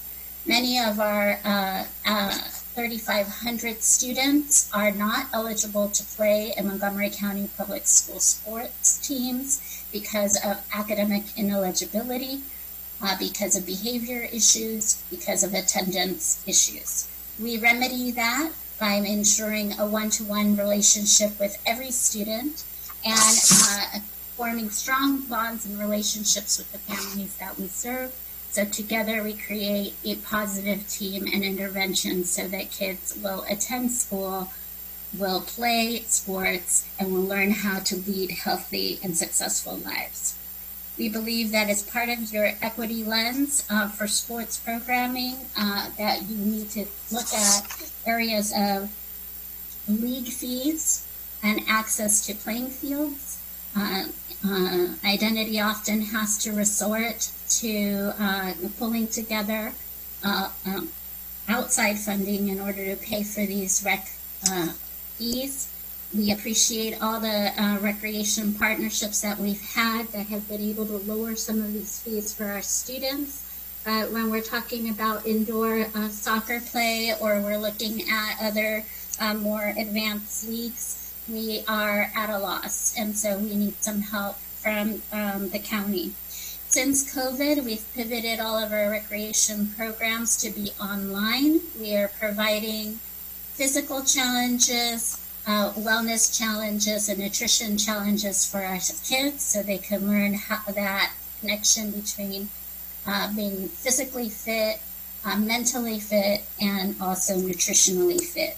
We want to combat and prevent childhood diabetes, childhood obesity. And we want to reduce the stress and anxiety that the pandemic has caused on our communities, disproportionately so. As you know from the latest reports, the Latino community is at a high incidence of COVID-19. Therefore, we're asking also for us to be creative. We are very thankful for the partnerships we have with the HHS, with MCPS, the Sun Network, Impact, and 480 Club, because together we need to find solutions to make this accessible for our kids. We're very concerned, especially as we see kids living in houses of 2-bedroom apartments with up to 11 residents. How are they going to get out? When are they going to get out? Who is going to take care of them? So we're asking you to please take a look at these issues and help us develop some solutions. Thank you very much. Thank you, Ms. Morales, and Identity, and Diego, and the whole team for all that you do. So we're now going to begin the Q&A portion of the discussion with my colleagues. Chairman Reamer is going to kick us off, and then Councilmember Glass, you will be right after Chairman Reamer. Chairman Reamer. Thank you, Chairman Albornoz. This has been a terrific discussion, incredible presentations. Thank you to everybody. I want to just show my strong support for so many of the ideas that we've heard about today. The idea of a youth sports commission, I think, is a terrific one, and we should move forward on that very soon. The appropriation, I think we're not going to be voting on the appropriation today, but it has tremendous value. And so we need to move forward with that expeditiously. One of the key goals of that is going to be, as I understand it, free field access for leagues and teams that need it. And I think that's really critical, because I think if we open the door for free field access, we're going to see a lot of people trying to walk through. And whether that's making it easier for Coach Joe Hooks, or maybe we'll next year this time we'll have additional coaches sharing their successes. So I think that would be really instrumental. I wanted to specifically ask that we develop a plan for these rec-driven leagues with a strong emphasis on equity and access for the upcoming seasons that we reasonably think that we'll be able to serve. The next big season is going to be spring baseball. And then after that, the next big season is going to be fall soccer. So if we could ask Rec and Parks and our partners to convene on developing a plan for spring baseball and then fall soccer, I think that would be that would be kind of an actionable way, and we would get hopefully something up and running quickly. A fall, like if we could have a plan this fall for the spring's baseball, and then a plan this spring for the fall soccer, I think that would really situate us to know what resources are needed this fall, how your supplemental, the supplemental appropriation that you and Councilmember Rice have proposed fit into that. But I think we have to really clearly request what we would like. So, if my colleagues agree with that, one option of a way to move forward, we could come together on that, or we can follow up with a letter. I just want to give a quick shout out to moving forward and completing the big projects at Blair, and I believe there's a Wheaton, baseball softball project as well. There's real access to field issues in the East County and the older parts of the county, and we put some money into the capital budget for delivering of fields there, and I hope those are on task, Director Riley, Mike Riley. And the last thing I want to say is about sixth grade for MCPS. I know that sixth grade is sort of a gap year in MCPS sports, and I guess I've never been sure if that is because it's intended that kids are overwhelmed by their step up into middle school, or if it's just that we haven't gotten around to providing for that yet. But that's also, the study shows, is when kids they leave sports. And we really ought to provide for recreational level sports at sixth grade. And that could help a lot, I think, with girls, helping more girls get started at a younger age, so they're not trying to start the sports in high school, at which point it's too late perhaps to get on a college and a scholarship track and so forth. So I want to thank Councilmember Albornoz for highlighting the importance of our making girls access and girls sports a priority here. We're not just talking about boys, and that's been a historic issue. And then I think one way to help remedy that, in addition to everything we're talking about, would be with MCPS to bring sixth grade into the athletics vision, because really those are dry years, I think, unless you're on a more elite track with sports. So, but again, I just want to sort of, if I could summarize on one key point, if we could have a plan for the spring season of baseball, have a plan this fall, and then for the fall season of soccer, to have a plan in the spring. Can I ask Director Robin Riley if she could speak to those points, please? Absolutely. I think we can work collectively with our partners and come up with a plan for fall and spring baseball very easily, and a whole collection of spring activities. I think there's, we've worked with a couple of other nonprofits that are not here. Jeff Wagner, thanks to Gabe, in terms of introduction to lacrosse and communities like Caulfield and White Oak, which have been exciting for those young people to not ever experience that. And so I think we can bring a whole package together for you. Thank you. Thank you, Chairman Reamer. And I think that partnership is so key because no one organization can do this on their own, and everybody brings such a unique set of experiences and relationships. So that's exactly what I'm hoping for too, Chairman Reamer, is that we move forward with the plan and that we move aggressively in that direction. Councilmember Glass. I just want to say softball too. I'm sorry I didn't say softball, but softball too. Yeah. Music to this year's. Councilmember Glass.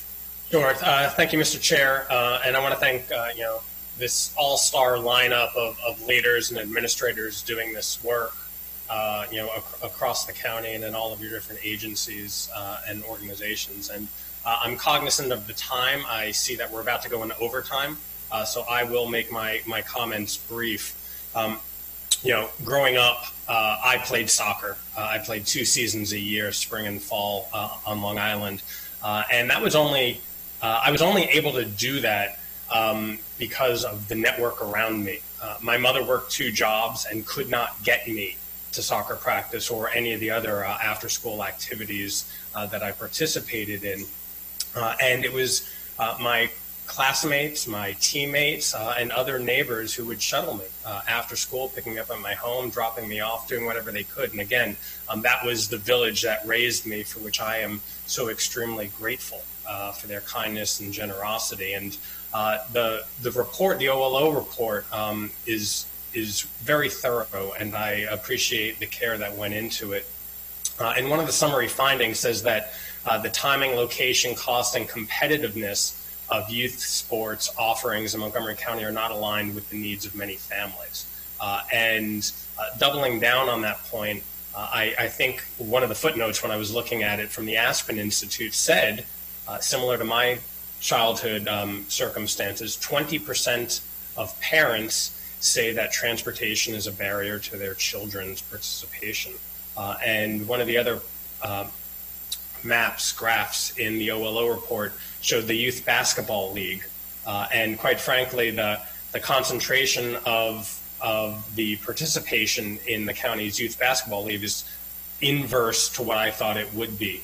But again, that underscores some of these institutional problems that we need to fix. And so as we continue doing this, I appreciate everyone recognizing the equity lens that needs to be applied, and it most certainly is true, and the data is there. So as we continue these conversations, we need to really look at that and the holistic approach of getting kids to participate in these programs.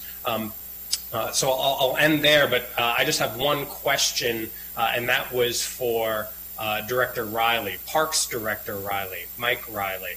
I don't know if you're still here. There you are.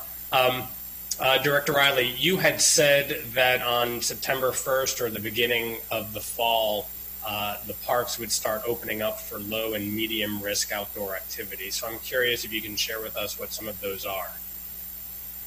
Sure. They are posted on the county's COVID website under the category of sports. They're pretty lengthy lists. I can tell you that some of the more popular sports that fall into the low and medium would be baseball, softball, lacrosse. I think probably the most noteworthy thing the county did that was not consistent with what the state did, that I imagine will be a topic of discussion, is pushed soccer into the high-risk category. So at this point, my understanding is that we will not be able to permit soccer or football this fall, 2 big sports that fall in the high risk, but we will be able to permit, I believe, lacrosse, field hockey, baseball, and softball. But those are just some of the big ones. They're long lists of very different sports. And are there any plans to return the hoops to the basketball courts outside? I've actually received a lot of inquiries about that, and the basketball is in the high-risk category at this point. I will tell you how we approached this. During the stay-at-home order, one of the most frequent complaints we were getting from community members and from our own staff was that there were large pickup games going on at some of the courts, so we selectively removed hoops at those courts where we were having issues. In the phase 2 reopening, when we saw that basketball was in the high-risk category, we have delayed putting those rims back, but I have a team right now strategizing on how we're going to approach this throughout the fall. Thank you for that. And as we wrestle with how to make sure that our youth are engaged and healthy, mentally and physically, clearly basketball, people have been clamoring to get kids back on the basketball courts, and balancing the public health and safety aspects versus the personal health and safety aspects. I know these are no easy decisions, so I appreciate the care to which you and all of your colleagues in the rec department as well are putting into this, and we'll continue that conversation. But again, to Chair Albornoz and Reamer, I think this is a really great conversation, and thank you to all of our partners for helping create environments for our youth to be healthy, and look forward to making these opportunities more equitable throughout the county. Councilmember Glass, I appreciate those questions. We have received a lot, I'm sure all of you have as well, inquiries from sports organizations questioning and feeling confused by some of the messages on the county's website, which refers to the state and then refers back to the county. I know it's a tough situation, a moving target, and we all saw with the Miami Marlins with 17 players testing positive, despite all of the measures that they're taking, which just underscores the complex challenges when it comes to sports. So I appreciate that line of questioning. I think we are going to have to revisit that question specifically about COVID as it impacts sports, because that will have implications throughout the entire year on as we transition back. But I appreciate those questions. We have 3 council members with their hands up. We have Councilmember Rice, followed by Councilmember Juando, and then Councilmember Friedson. So Chairman Rice. Well, thank you very much, and I'm going to try and be quick. So there's been a lot of conversation, and so this question goes to our partners in the community about access. It's not just about access for individuals, but it's about your organizations and access to the very fields and amenities that are needed to be able to run your programs. And so I'm curious as to if you had a magic wand, what would be those things that you would change in terms of access for our fields, for our courts, all of those kinds of things as amenities, because it helps us to understand, that's where when Councilmember Albornoz and I put forth this initiative, it was around those particulars to make sure that folks were gaining additional access to the very amenities that folks need. And so from that perspective, I'm just curious as to how much of that is a barrier in terms of doing the work that you need to. And I guess that question goes for Identity, 480, and any of the other organizations who want to answer that question. Why don't we start with 480, Mr. Hooks? Thank you, County Council members. Access, so starting with Montgomery Village Sports Association, which is a historical place of, where young men and women do cheerleading and football. We have that hub, and we're following the CDC guidelines in Montgomery County in regards to space, 1 coach, 9 athletes in that field. With the amount of kids that are participating in that free, culturally sensitive area, we still use the space on MCPS Walkersville Elementary School, but at any moment, any of y'all can come there and say, you don't have a permit, or this is a cost, and we have to leave. So we're kind of gambling with that, but it's hard to meet that need because that's a cost, and we're not charging anyone for those 2 days a week, 6 to 8 p.m. Workouts that are following the guidelines. In regards to 4D Elite, I don't know if any of you've seen. I've been astounded. Julius West Middle School has about 200 people out there daily, being active and safe in spaces, and in a magic wand, Councilmember Rice, we need more of those locations so that we can spread out safely. And I even sent a video, and growing up, my first love was soccer. I got too many yellow cards, so I had to switch to football in middle school. Was the soccer complex is the biggest hub, the best place, and I worked there too. Right, I try to work with everybody, and those fields are not being used. There's grass, there's turf, and if there were some spaces in time that we can monitor in a safe way organizations like 40 Club, Identity, because like Luis will tell you in Identity, we need our hook during these times. We're offering programs, and I created these nice jerseys for Gaithersburg High School, right? I want them to feel proud about being in these mentor groups and getting case management referrals and meeting the needs. And so right now we're having to use a lot of our food hubs. So I would just say in a magic wand, we need access, approval, little to no fee, or more locations so that up county and down county. I have many kids and parents who can't come because if they have to take a bus from Kensington, Belpre to the soccer complex, they just can't afford to do it. They don't feel safe. Thank you, Mr. Hooks. If I guess Mr. Cardona, Ms. Morales, and then Mr. Rubin, if you could all answer that question too briefly, that would be great. Ms. Morales, why don't you go next?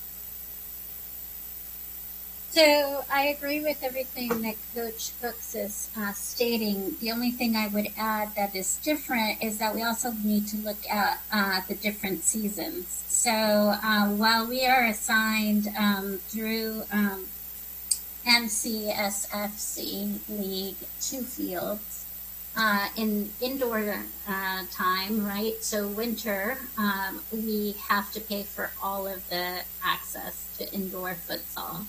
And so that at Identity, we are trying to serve kids without asking for any payment to participate. So that means a very large lift for us. Even when we come up with the money to pay, we are competing against for-profit groups for the space because it's such a limited space.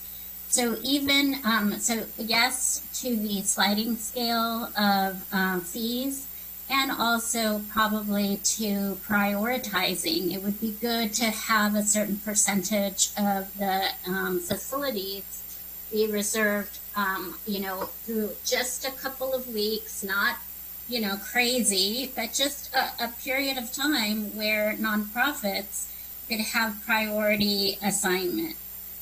Because that, I think, would be fair. If your nonprofit is ready and organized and will sign up, then you have a better chance of getting that vital indoor space time, which is really, really critical. Luis? Yes, thank you. So a couple of thoughts come to mind in terms of what Joe Hooks talked about. The importance for us to look at ways to expand and build off those grassroots efforts like 480, like Impact, like backyard sports. How do we get that going and replicated in all these communities? There's so much density of population in this county. I've often learned that there's a lot of parents who are willing to do some level of coaching, training, or whatever. But besides the conflict of having to do work, they would love to be able to do some things. And so I would venture to say that before we kind of just look at building more, that we look at building more in the human capital here, right? Expanding and helping to strengthen communities, because that's what Hooks is talking about. It's building community, right? And we know that if we invest in building community, human capital, our communities are safer, our children will thrive even more. And so it's something for us to really think about. At the same time, how do we battle with the competitive sports industrial complex? Because it's a reality. These are money-making, generating entities that are in play, and quite often, unfortunately, monopolize the access to these facilities. No knock to them. We understand it's a business, but then you have these grassroots organizations like the ones we have talked about, and their work is extremely valuable to us. So how do we get to a balance in this? I think that's going to be key for us. Mr. Rubin, final word on this question. And then for my colleagues, we're going to have Councilmember Duando, followed by Councilmember Navarro, Councilmember Friedson, and then the last word will go to our Council President, Sidney Katz. So with that, I would agree with everything that's been said so far. The only thing I'd add maybe is that to reemphasize the prioritization for community groups and nonprofits, maybe an earlier deadline to be able to get those in first. And it was particularly a huge issue with the reconstruction of Wheaton High School when the high school teams took all of the elementary school fields in the area, and we were kind of booted and were really forced to struggle to find spots. Now, that doesn't happen all the time, but there is ongoing construction issues, and we may lose historical permits because the field that we were using is now under construction for a year. So these are things that we should find a way to resolve. And I want to follow up on that quickly before turning over to Councilmember Jawando. The access to the fields is often predicated on the ability to keep them open. And Parks is doing incredible work on the reconstruction and redevelopment of fields. But if you have a big rainstorm, if you have issues like that, it can wipe a field out very quickly and take it out for everyone, which further complicates matters. We've talked about synthetic turf fields before. I know there are strong opinions about it. And I'm just going to say I have been a proponent of them because of those equity issues. They allow more people to have access to those fields that they're not perfect, but I think there are a number of positive qualities that have to be taken into account within the context of sports equity, and a number of other issues too. With that, I want to turn over to Councilmember Jawando. Thank you very much to everybody. This is a conversation that we could probably have all day because it's so connected to so many important issues related to our youth and to positive youth development. I want to thank all the partners. I want to thank Mr. Hooks and Impact and Identity and Luis's team and everybody who's here for all the things that you're doing for our youth. I know, as was mentioned before, I was a Hall of Fame St. John's player, and shout out to we have another St. John's guy here too. I was just a normal Moco rec kid playing basketball, and it's been great to see my daughters now, 3 daughters and a very young son, play in the Moco Rec Basketball League. And I think Robin's still here. The equity issues are immense, as we've talked about. I remember for a couple of years struggling we didn't know if there'd be a team in East County to match my daughter too. That's the conversation we were having and seeing if she could get on a team and make sure that there were enough players. And once we did, we practiced with another team. It was like 2 teams together, and they just played each other a lot. And we played other teams too, but you had to kind of be innovative in how you organized it. And to the point of exactly where you need it is where we struggle. And so and this is totally all the gaps that the Aspen report mentioned. And so I want to thank Natalia and OLO and Vivian for their work. The time after school, the cost of getting there, the cost of the program, even in the least expensive, and our rec programs are on the least expensive end. Those are still, if you're paying $100, $200, that's still a barrier for many people. And I think in the report, they said the average is $2,000 that parents pay a year. There's just families for whom that's not possible, let alone the transportation and time windows. And all the data and research shows us that our kids, our students, need these types of enrichment activities, particularly after school and alone time, 3 to 7 being critical times during the school year. Obviously, we're in an unusual situation. So I just really, the Youth Sports Council, I'm very supportive of that idea. I also think that the prioritization of these nonprofit groups that's been mentioned, kind of going on what we were just saying, Mr. Hooks, and I think Mr. Rubin brought this up from Impact, we have to set aside and make sure that our groups that are serving our most at-risk students can get what they need. I think there has to be a way to formalize even more so that process. I know there's informal in some ways where we try to do that, but we've got to do more there. The other thing I wanted to mention was, the kind of industrial complex. I think Mr. Cardona mentioned this. I came along when AAU was just kind of getting real big, and I was fortunate to navigate my way to a college scholarship. But there are so many kids that, and I know Mr. Hooks can relate to this, that have the ability and the talent, but do not have the parents that are connected, don't know how to navigate the system, and I think there's a role for rec and for the county government and for rec programs and in our other nonprofit providers to try to get into that lane in some way, as far as ask, whether it's working with AAU or working with colleges directly and scouts directly to try to set up times where they come to see rec games. Like we need these programs that our kids are in that are not in the super highly competitive. We need to set up a lane for those students, and I think that's something we can do here. We know we have a ton here, that. We're a microcosm. We always say it. We've got everyone good at every sport here in some way or form or fashion. So I'd like to work on that long term too, is setting up a program and a model that with our nonprofit providers and with rec, that we can really get into that lane and create more opportunity for students that don't know how to navigate that process. Because right now you just have cherry picking going on where some kids get picked up by the right AAU teams and others don't get exposure. And the last thing I'll say is that this is a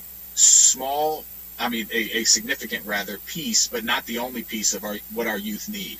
I think of, sports, because you get access to mentors and positive influences and work ethic and all the things we know that are connected to sports, but we also need to layer that on with everything else, with the mentorship programs, with high quality after school programs. And so we really have to put the whole piece together, because when I think about my life, sports played a huge role, but many other things that kept me on track were not related to sports. There were the positive black men in my life that were intentional about the mentorship that they gave me. And so as we think about this, I think we should be thinking about that in that holistic picture. Sports is a very significant component, but we have to build it around together. So I just want to thank you all. I'm in it for the long haul, and I want to appreciate Councilmember Albornoz and Chair Reamer and Rice and Navarro, all my colleagues, for this important conversation. Thank you, Mr. Chair. Thank you. Well said, Councilmember Juando. Councilmember Navarro. Thank you so much. This has been really, really wonderful, long overdue.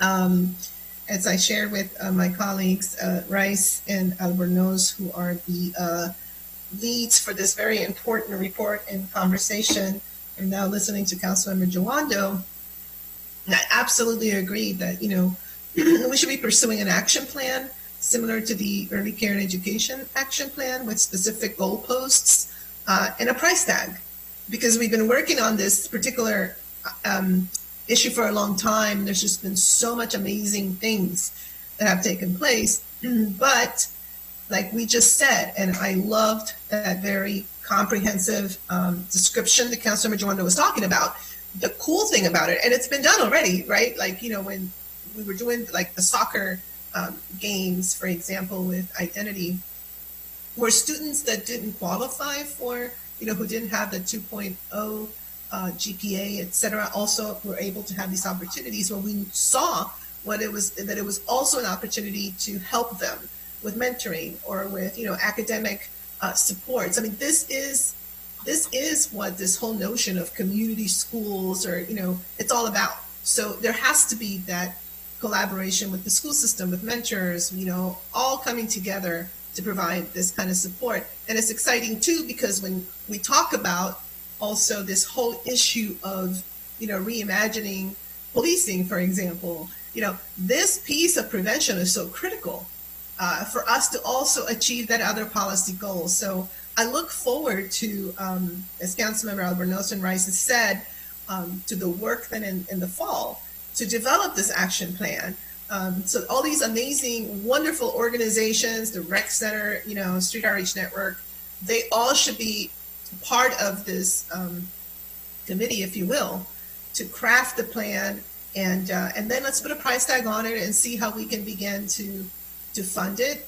But it's super exciting because it finally, for me, I see how we can definitely get to a point where we're scaling up these types of approaches.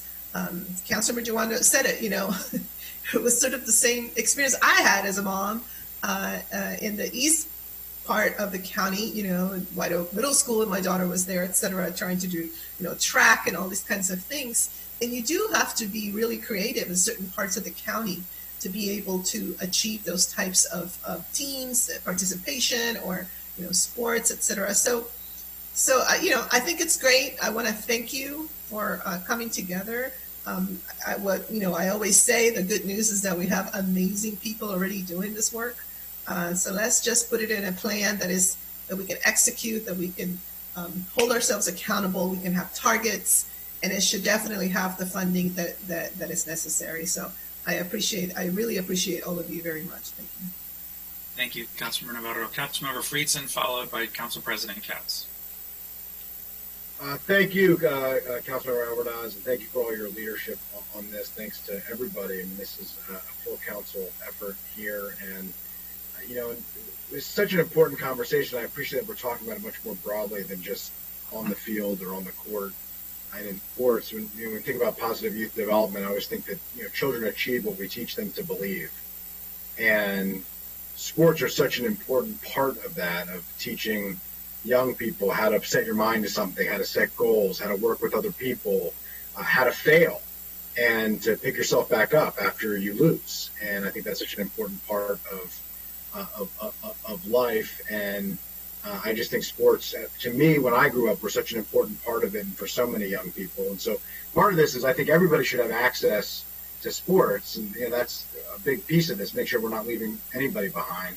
And then secondarily, to some of the talented people, unlike me,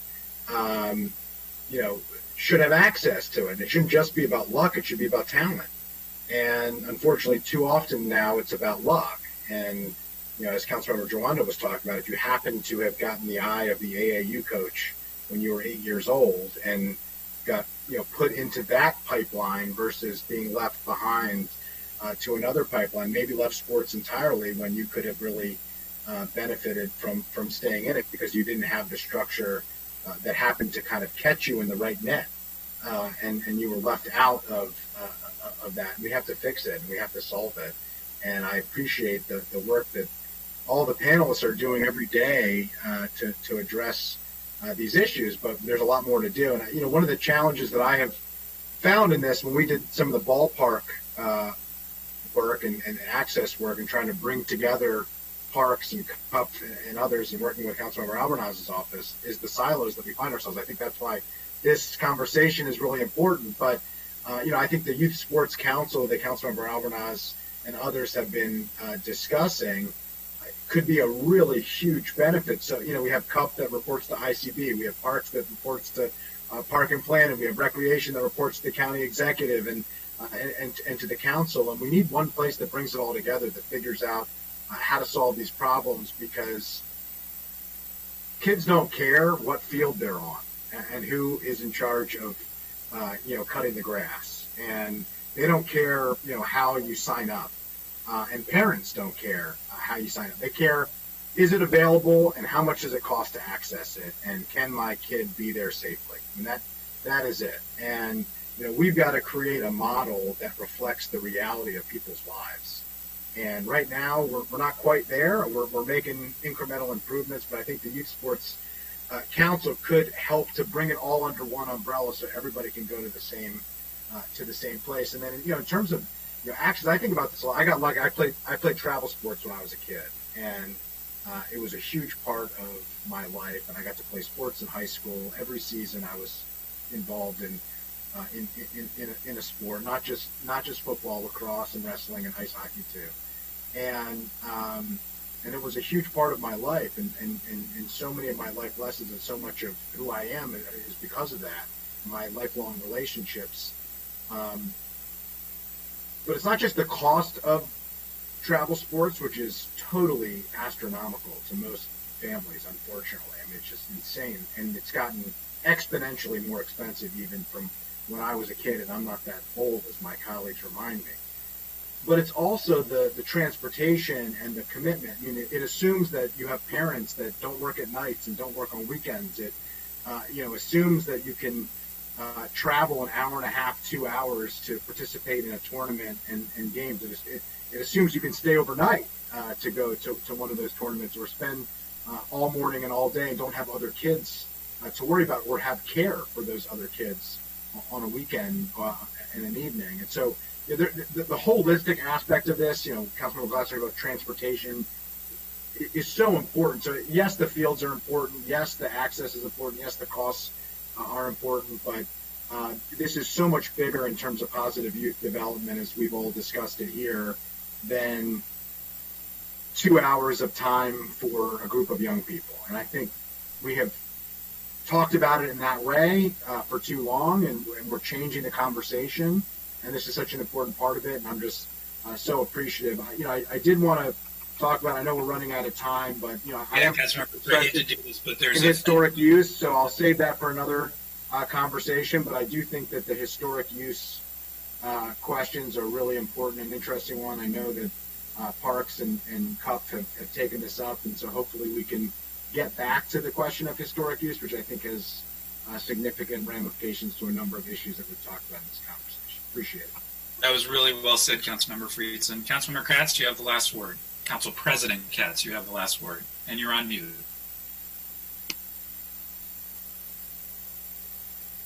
Thank you very much, and I will try to keep myself to the 5-minute rule. How does that work?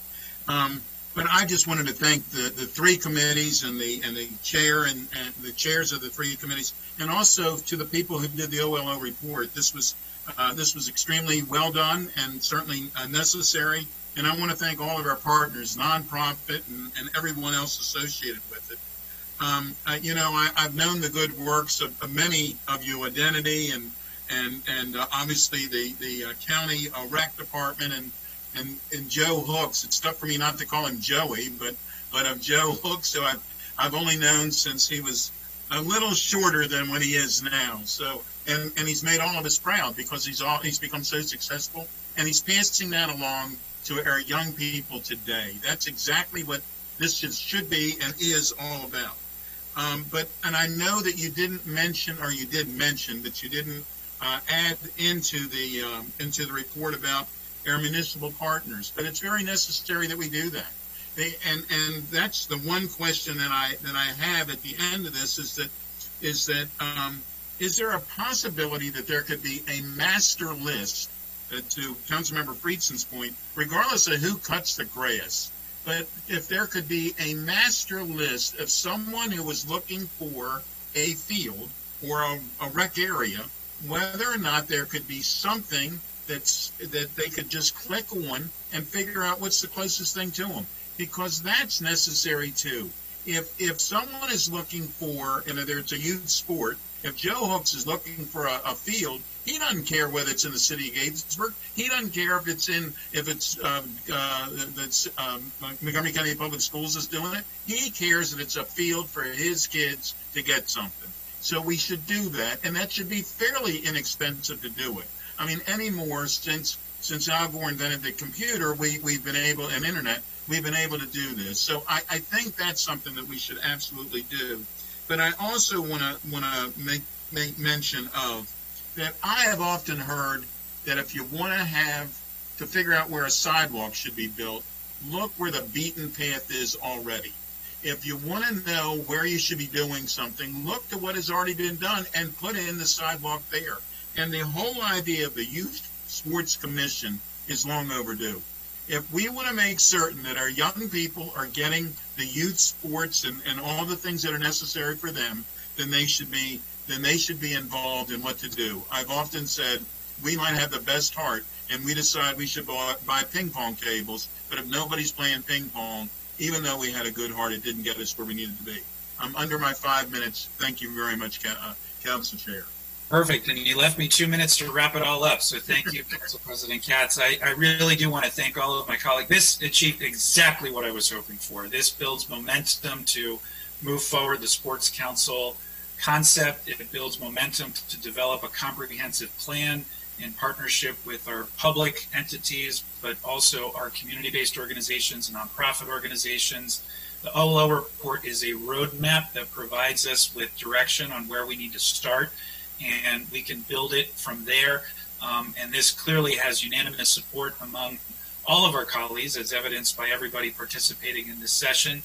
And so I look forward to working with all of you on the development collaboratively with all of these entities and more on that plan. And I do appreciate Councilmember Katz's recommendation on looking more county-wide at access. Of course, the challenge is often those fields are still booked, but still knowing what options are available and getting in the queue has value as well. So more to come. I will say two final things. We did not touch upon two important issues, which we will be following up on.